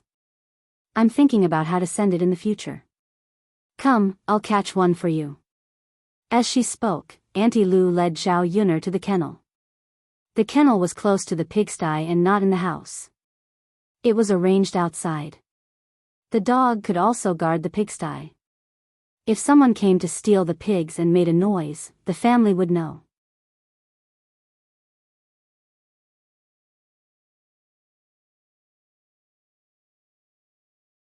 Chapter 113. On top of the straw lay a big white dog, and there were 4 or 5 puppies in the kennel.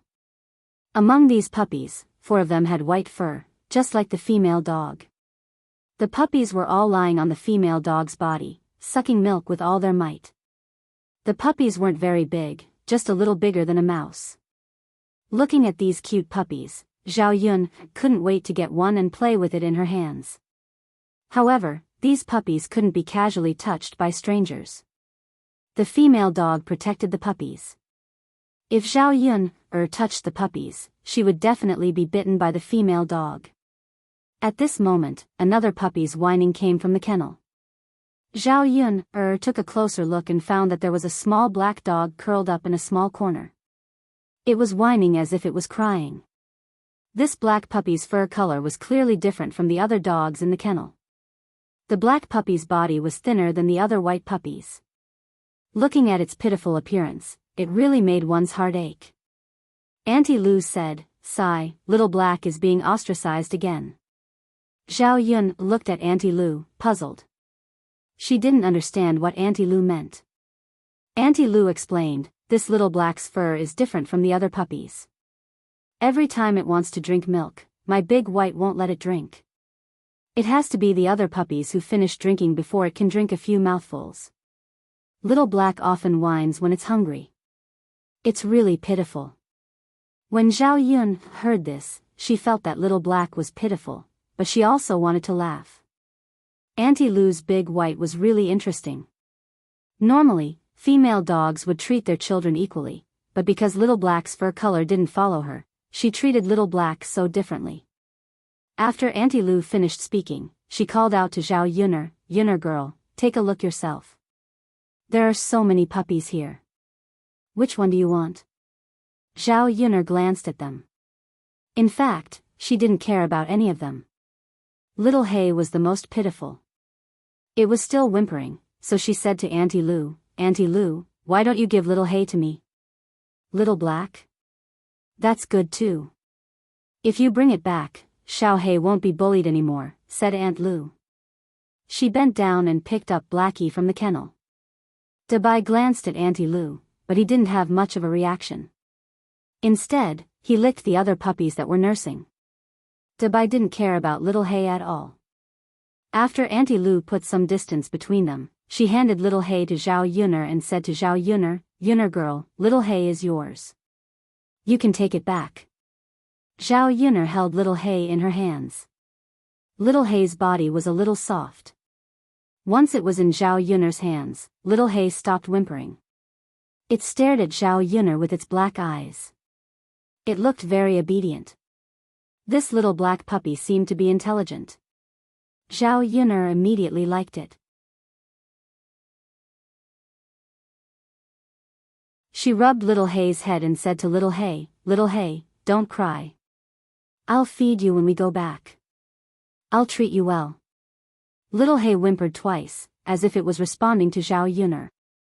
Then, it licked Zhao Yuner's hand with its small, soft tongue. "Auntie Lu, little Hay is very intelligent," Zhao Yuner said with a smile. "Dabai is smart too. It's normal that little Hay is smart too." "Oh, Auntie Lu, what should I feed little Hay when we go back? Can little Hay eat rice?"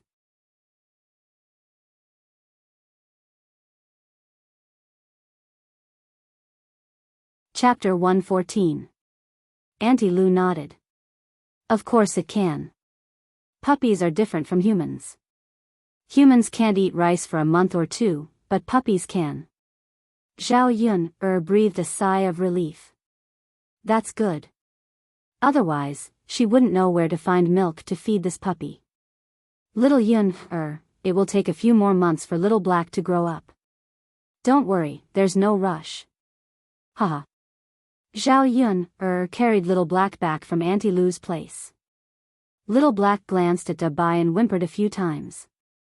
On the way back, he stopped crying. Along the way, little Black's black eyes glanced at Zhao Yuner from time to time. When they reached home, Zhao Yuner called Daodu over. "Daodu, Mom caught a puppy for you." Daodu was playing with mud in a corner with Zhao Yuner. Upon hearing that Zhao Yuner had caught a puppy, he immediately ran over. "Mom, where's the puppy?" Zhao Yuner handed the puppy in her hands to Daodu. "Look. Isn't it cute?" Daodu stared at little Black in Zhao Yuner's hands and tapped it. Little animals were also very fond of children. Daodu immediately fell in love with little Black, and a bright smile appeared on his little face. "It's cute, Mom, it's really cute. Can I hug it?" Daodu's eyes sparkled as he looked at Zhao Yuner with anticipation. Zhao Yuner smiled. "Of course you can. Come, Daodu, be careful not to drop it." "Okay." Little Black didn't resist at all when he was in Daodu's hands. He obediently laid on Daodu's little hands and even stuck out his pink tongue to lick Daodu's palm. It tickled when he licked it, and Daodu giggled. "Mother, it's licking my hand." Daodu giggled. "Does Daodu like it?" "I like it." Daodu carefully carried little Black into his arms, afraid that he would hurt little Black. "Daodu, give it a name," Zhao Yuner said. The little puppy had to have a name. Daodu glanced at little Black and said, "Mother, his fur is black, so let's call him Little Black." Zhao Yuner's mouth twitched. "Little Black? Huh, wouldn't that be the same as not having a name?" "Mother, can't I call him Little Black?" Daodu asked carefully. Zhao Yuner patted Daodu's head and said, "Of course you can." "Okay, then we'll have a Little Black in our family from now on." Daodu hugged Little Black happily. "Let's go make a kennel for Little Black." Zhao Yuner led Daodu to a dilapidated wooden basin. She put some grass in it and placed 2 unwanted rags on top. "Mother, Little Black is hungry. Shouldn't we get him something to eat?" Daodu asked. Little Black licked Daodu's hand, and it looked like he was hungry. Dabai didn't give him any milk at Auntie Lu's place, so it was normal for him to be hungry. "Okay, Mother will get him something to eat." Zhao Yuner went into the kitchen. She had saved some fish soup for lunch, and there was still some porridge left over. Zhao Yuner mixed the fish soup and porridge together and brought it to Little Black. Little Black smelled the fish soup, probably because it tasted good. Then, he crawled over and started eating from the bowl. Not long after, Little Black finished the bowl of fish soup and porridge.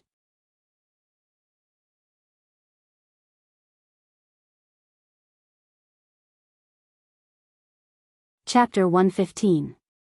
After Little Hay ate Zhao Yun's meal, it became even more attached to Daodu. For the whole afternoon, Daodu and Zhao Tianfu played with Daodu, while Zhao Yun was busy with other things. The vegetable garden had to be tended, watered, and fertilized every day.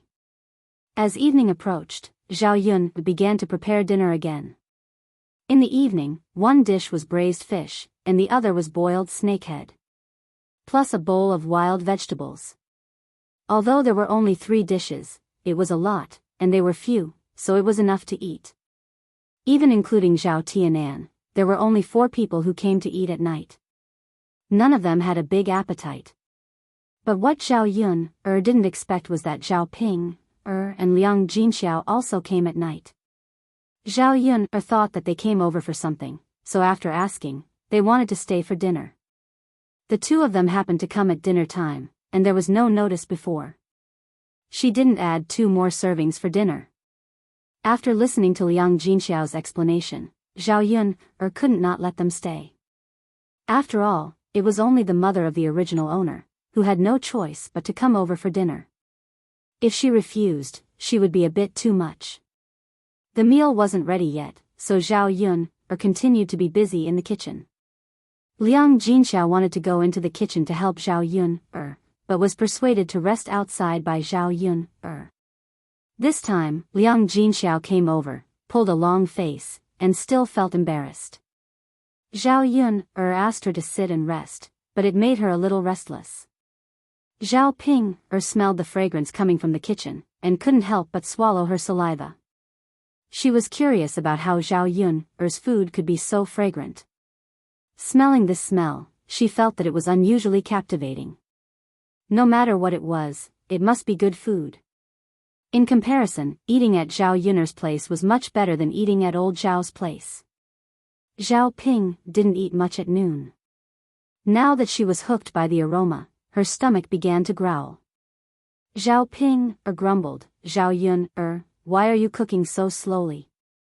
Are you doing it on purpose? I'm starving. Hurry up and serve me the dishes." Zhao Ping thought that Zhao Yun couldn't hear her in the kitchen, but in fact, Zhao Yun could hear her clearly. He snorted coldly. If not for Liang Jinxiao's presence, she would have kicked Zhao Ping out. Zhao Yun knew that once she chased Zhao Ping away, Liang Jinxiao would definitely feel embarrassed and would probably leave as well. She didn't eat at noon. If she didn't eat at night, her body wouldn't be able to stand it. Liang Jinxiao glared at Zhao Ping. Can you stop talking? It's not easy for Yun to cook. Mother, aren't I hungry? Aren't you hungry? Liang Jinxiao touched his stomach. He was indeed hungry. Let's wait a little longer. Anyway, it should be ready soon. After the rice in the pot was stewed, Zhao Yun brought out the rice and invited them to eat. Seeing Daodu standing outside, Zhao Yun asked, "Daodu, why don't you come in? It's time to eat." Hearing Zhao Yun's words, Daodu ran to Zhao Yun and hugged Zhao Yun's leg. He glanced at Zhao Ping. Obviously, he saw that Zhao Ping was scared. Last time, Zhao Ping slapped Daodu. Daodu was probably still traumatized.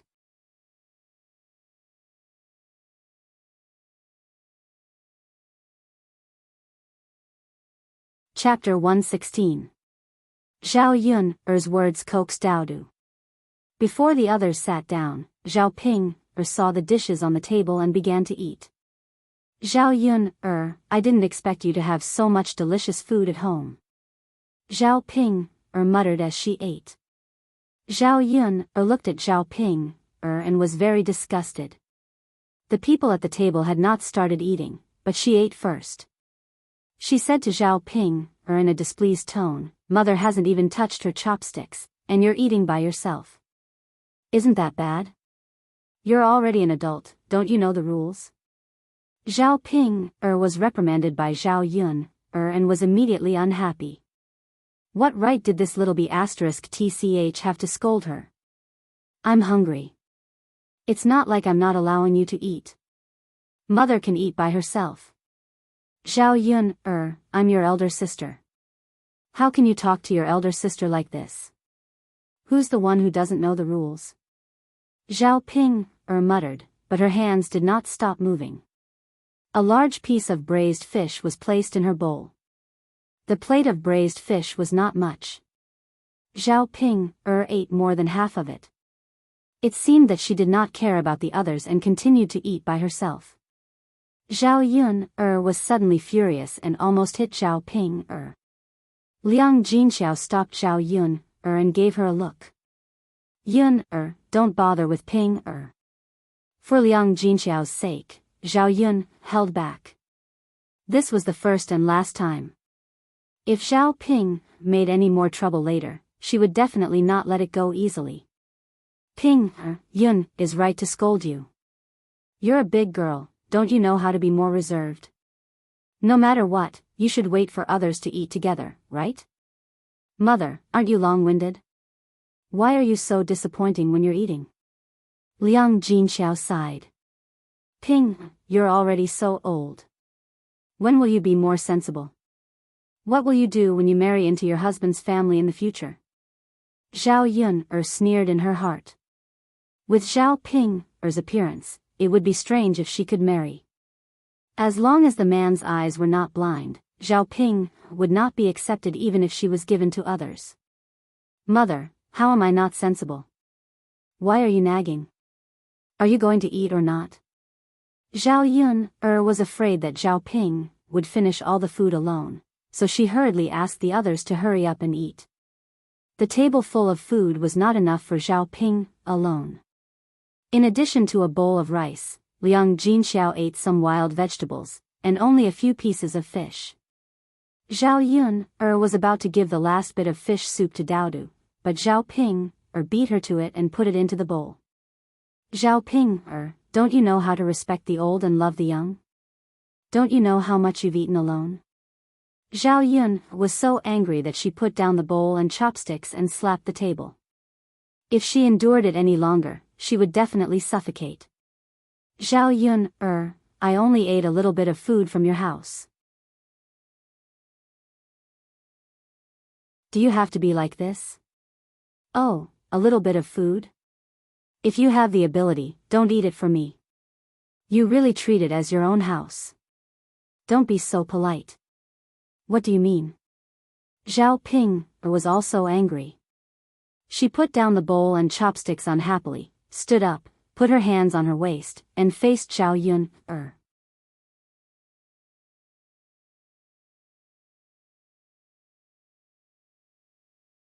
Chapter 117. Zhao Ping was not as strong as Zhao Yun, so Zhao Yun could only push her away. After throwing her out, she yelled at Liang Jinxiao, Mom, look. Look at Zhao Yun, Isn't she too much? Liang Jinxiao looked at Zhao Yun, then looked at Zhao Ping, and sighed. Both of them were her daughters, so she could not side with either of them. Zhao Ping had indeed gone a little overboard today. Originally, the family was eating happily together, but she had unknowingly eaten so much. Zhao Yun should have said a few words. All right, Ping, let's go back when you're done eating. Don't make a fuss and attract other people's ridicule. Liang Jinxiao glared at Zhao Ping, then walked out of the house and said to Zhao Yun, Yun, Mom is done eating. I'll go back first. Zhao Yun nodded and said, Okay, Mom. Take care. It's a little dark. Be careful on the road. I know. As Liang Jinxiao spoke, she pulled Zhao Ping away. If they stayed any longer, Liang Jinxiao was afraid that the two sisters would fight. If that happened, the family would see each other frequently in the future. It would be very awkward. On the way, Zhao Ping complained to Liang Jinxiao, Mom, you're biased. Why didn't you scold Zhao Yun for her behavior? Why did you let me go? Ping, she's your sister. It's enough that we came here to eat. You ate so much tonight. How can Yun be happy? Isn't it just eating? Mom, we're a family. She has so many things that belong to you. It's fine if you don't want the money, but you don't want the food either? I think we can eat at her place in the future. Eating with Grandpa and Grandma is not as good as eating at Zhao Yun's place. Liang Jinxiao glanced at Zhao Ping. Yun only caught fish today. She can't catch fish usually. How can there be anything delicious? Let's not burden her. Mom, alright, stop talking. Let's go back quickly. The next morning, Zhao Yun got up and prepared to go to Yang City. When she woke up, she kept the porridge warm in the pot. When Dao De woke up, she could eat it by herself, so she didn't wake him up. Last night, Zhao Tianfu had stayed to sleep with them. Now, the two little guys were lying on the bed. When she left, Zhao Yun gently closed the door. When they arrived at Old Man Hu's house, they were surprised to find that Mulan had also gone into the city. She had brought a lot of baskets. The baskets should be sold in the city. When she saw Zhao Yun, Mulan was also a little happy. Yun, why are you going to the town too? Zhao Yun, smiled. Didn't I tell you yesterday that I caught fish?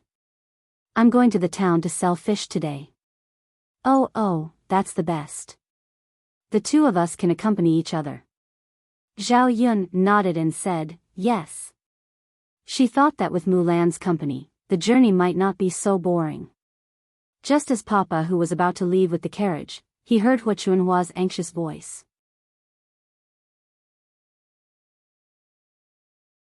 Wait a moment. Hua Chunhua shouted at Old Man Hu while urging Zhao Xinhui to hurry up. Hurry up. If you slow down, Father Hu's carriage will leave. I told you to hurry up. You've been dawdling all morning.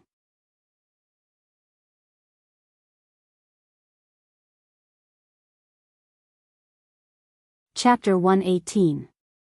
Zhao Xinhui touched her hairstyle and felt satisfied. As a girl, she couldn't make do when she went out. After all, she could see other men at any time. What if she met a good man, but he didn't take a fancy to her because of her sloppy appearance? Hey, okay, hurry up and get on the carriage. Hua Chunhua didn't know what to say to Zhao Xinhui, so she urged her. Zhao Xinhui nodded. When Old Man Hu's ox carriage stopped, she got on.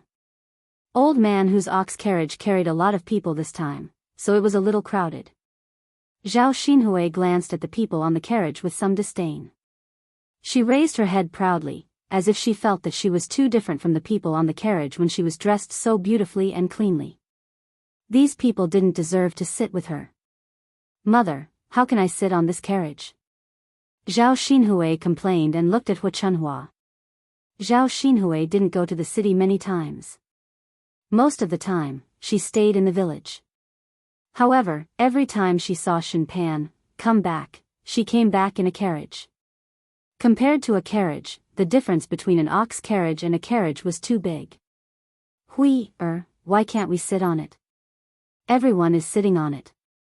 If we don't sit on it, how can we go to the town? Hua Chunhua didn't expect that her daughter could cause so much trouble when she went to the town once. Now, she really felt tired. She could only coax Zhao Xinhui. Mother, it's so dirty. Zhao Xinhui frowned in disgust. When the people on the carriage saw Zhao Xinhui, they all showed a disdainful expression. They had never seen a girl in the village so pretentious. But what should we do? We only have an ox carriage to go to the town. Don't tell me we don't go? Hua Chunhua asked. Zhao Xinhui disliked it, but there was nothing she could do. How could she not go to the city? She was still thinking about packing her clothes. Just as Zhao Xinhui was about to take a seat, a few women started chattering and scolding her. Just don't sit if you think it's dirty. Do you really think you're a young lady from a rich family? Do you have a carriage to pick you up? That's right. Why doesn't she take a look at her own status? Everyone is sitting properly, and she's the only one who says it's dirty. Maybe he thinks he's different from us? Sigh, there are some people who don't have the life of a young miss, but think of themselves as one. Old man who, let's hurry up and leave. It's not like he's interested in your ox cart. Each of these women was more venomous than the other.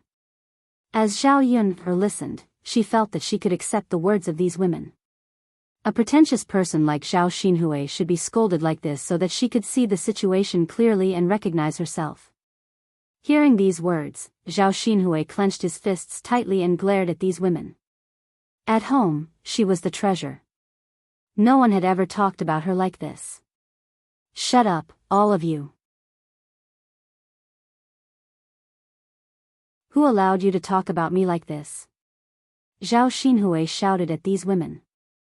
However, Zhao Xinhui's words did not make any waves. These women's mocking voices grew louder. Oh, who do you think you are? Why aren't you talking? We're telling the truth, not talking nonsense.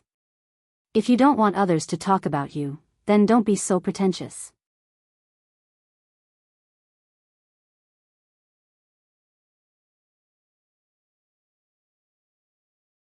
Chapter 119. Even if she offered herself to my family, I wouldn't want her. Didn't we marry a girl like her just to serve her? Who would be so stupid? Marrying a daughter-in-law is to serve us, not to serve her. Sigh, I wonder which family will be so unlucky in the future. When Zhao Yun heard this, she couldn't help but laugh out loud. However, she still tried her best not to laugh. If she really laughed out loud, Zhao Xinhui would probably bear a grudge against her and old Zhao's family would make trouble for her. After all, Zhao Xinhui was a girl. Although she was a little willful, she really could not out-talk these women in the village. Zhao Xinhui was so angry that she started crying when she was outnumbered. She was not as terrible as they said. As soon as Hua Chunhua saw her daughter crying, she immediately became angry. These she's dared to bully her precious daughter. Hua Chunhua spat at these women who were scolding Zhao Xinhui. Try saying that again. Let's see if I will tear your mouths apart. Hua Chunhua put her hands on her waist and looked like a shrew. The women who were spat on felt disgusted. Hua Chunhua's saliva was on their faces. That was not all. More importantly, Hua Chunhua's saliva was smelly and made them feel nauseous. Old lady Hua, don't you think you've gone too far? What's wrong? You can't argue with us, so why are you attacking us? The women on the ox cart were not soft-hearted. After being spat on, how could they tolerate it? I won't talk about my daughter. What's wrong with that? Hua Chunhua said angrily. She was very tough. We're telling the truth. Why can't we tell the truth? No wonder your daughter is still single. With a mother like you, she's not much better off. My daughter is going to be the wife of an official in the future. Do you think she's going to be married off casually like your daughters? Hua Chunhua said angrily. In fact, she also had such expectations in her heart. Her daughter was so beautiful. What if the heir took a fancy to her? At that time, their entire family would be rich and powerful. Let's see what these women would say. Oh, old Madam Hua, are you really dreaming? Your daughter can become the wife of an official? You don't even want an ordinary family, and you still want to be an official's wife? Some people just like to dream. There's nothing I can do about it. I'm dying of laughter. Another wave of mocking and ridiculing voices sounded. Hua Chunhua had a fiery temper. She slapped the women in front of her. Did he really hit someone? Come, let's fight then. You were the one who made the first move. Everyone has seen it. When we get to Lijiang, don't say that we're unreasonable and that we're bullying you with numbers. As a result, the women and Hua Chunhua began to quarrel. Zhao Yun pulled Mulan to the side so that they wouldn't get hurt. Hua Chunhua was no match for these women. No matter how good she was, she couldn't fight against so many of them at once. As a result, a few scratches appeared on Hua Chunhua's face. Zhao Xinhui watched from the side and could only feel anxious. He couldn't go forward to help Hua Chunhua. She wasn't afraid of anything else. What she was afraid of was that these women would accidentally scratch her face. This face was very important to her. She couldn't let anything happen to it.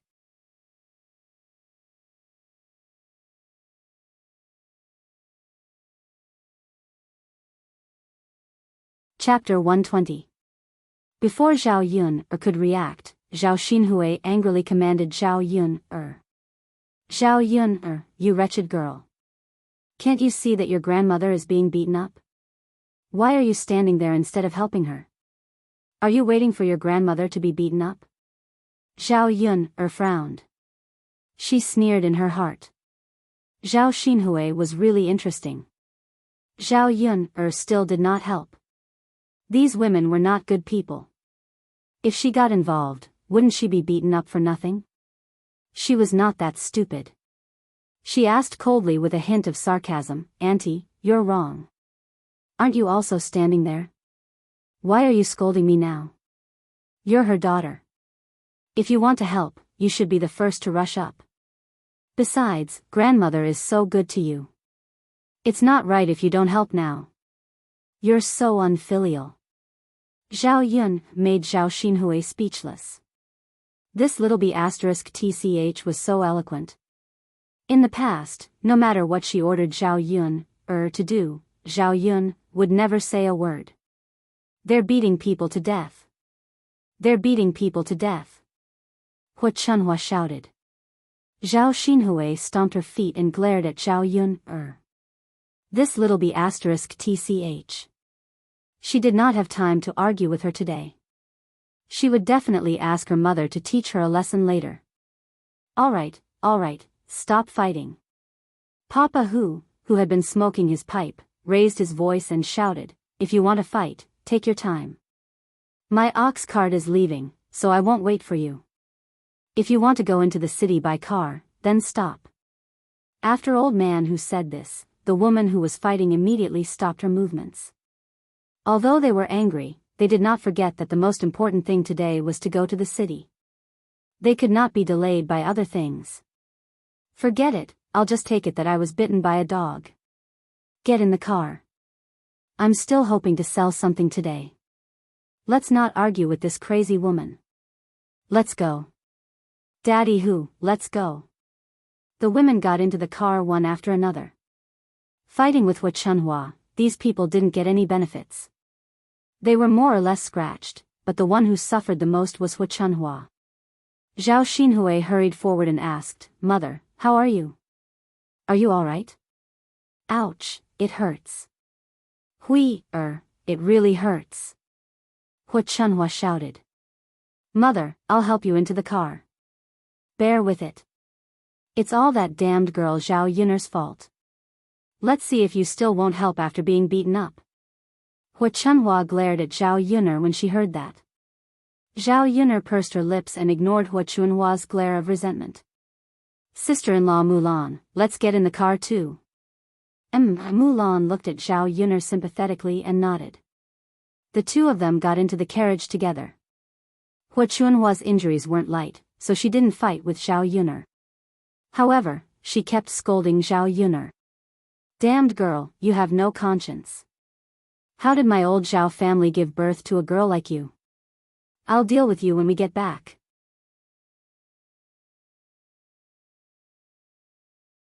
Damned girl, I don't know how old third taught you. Hua Chunhua kept nagging, but Zhao Yun pretended not to hear her and chatted with Mulan. You're tuning in to the Biyao's Wuxia Chronicles YouTube channel. Don't forget to subscribe and join us on this journey to catch the most captivating stories.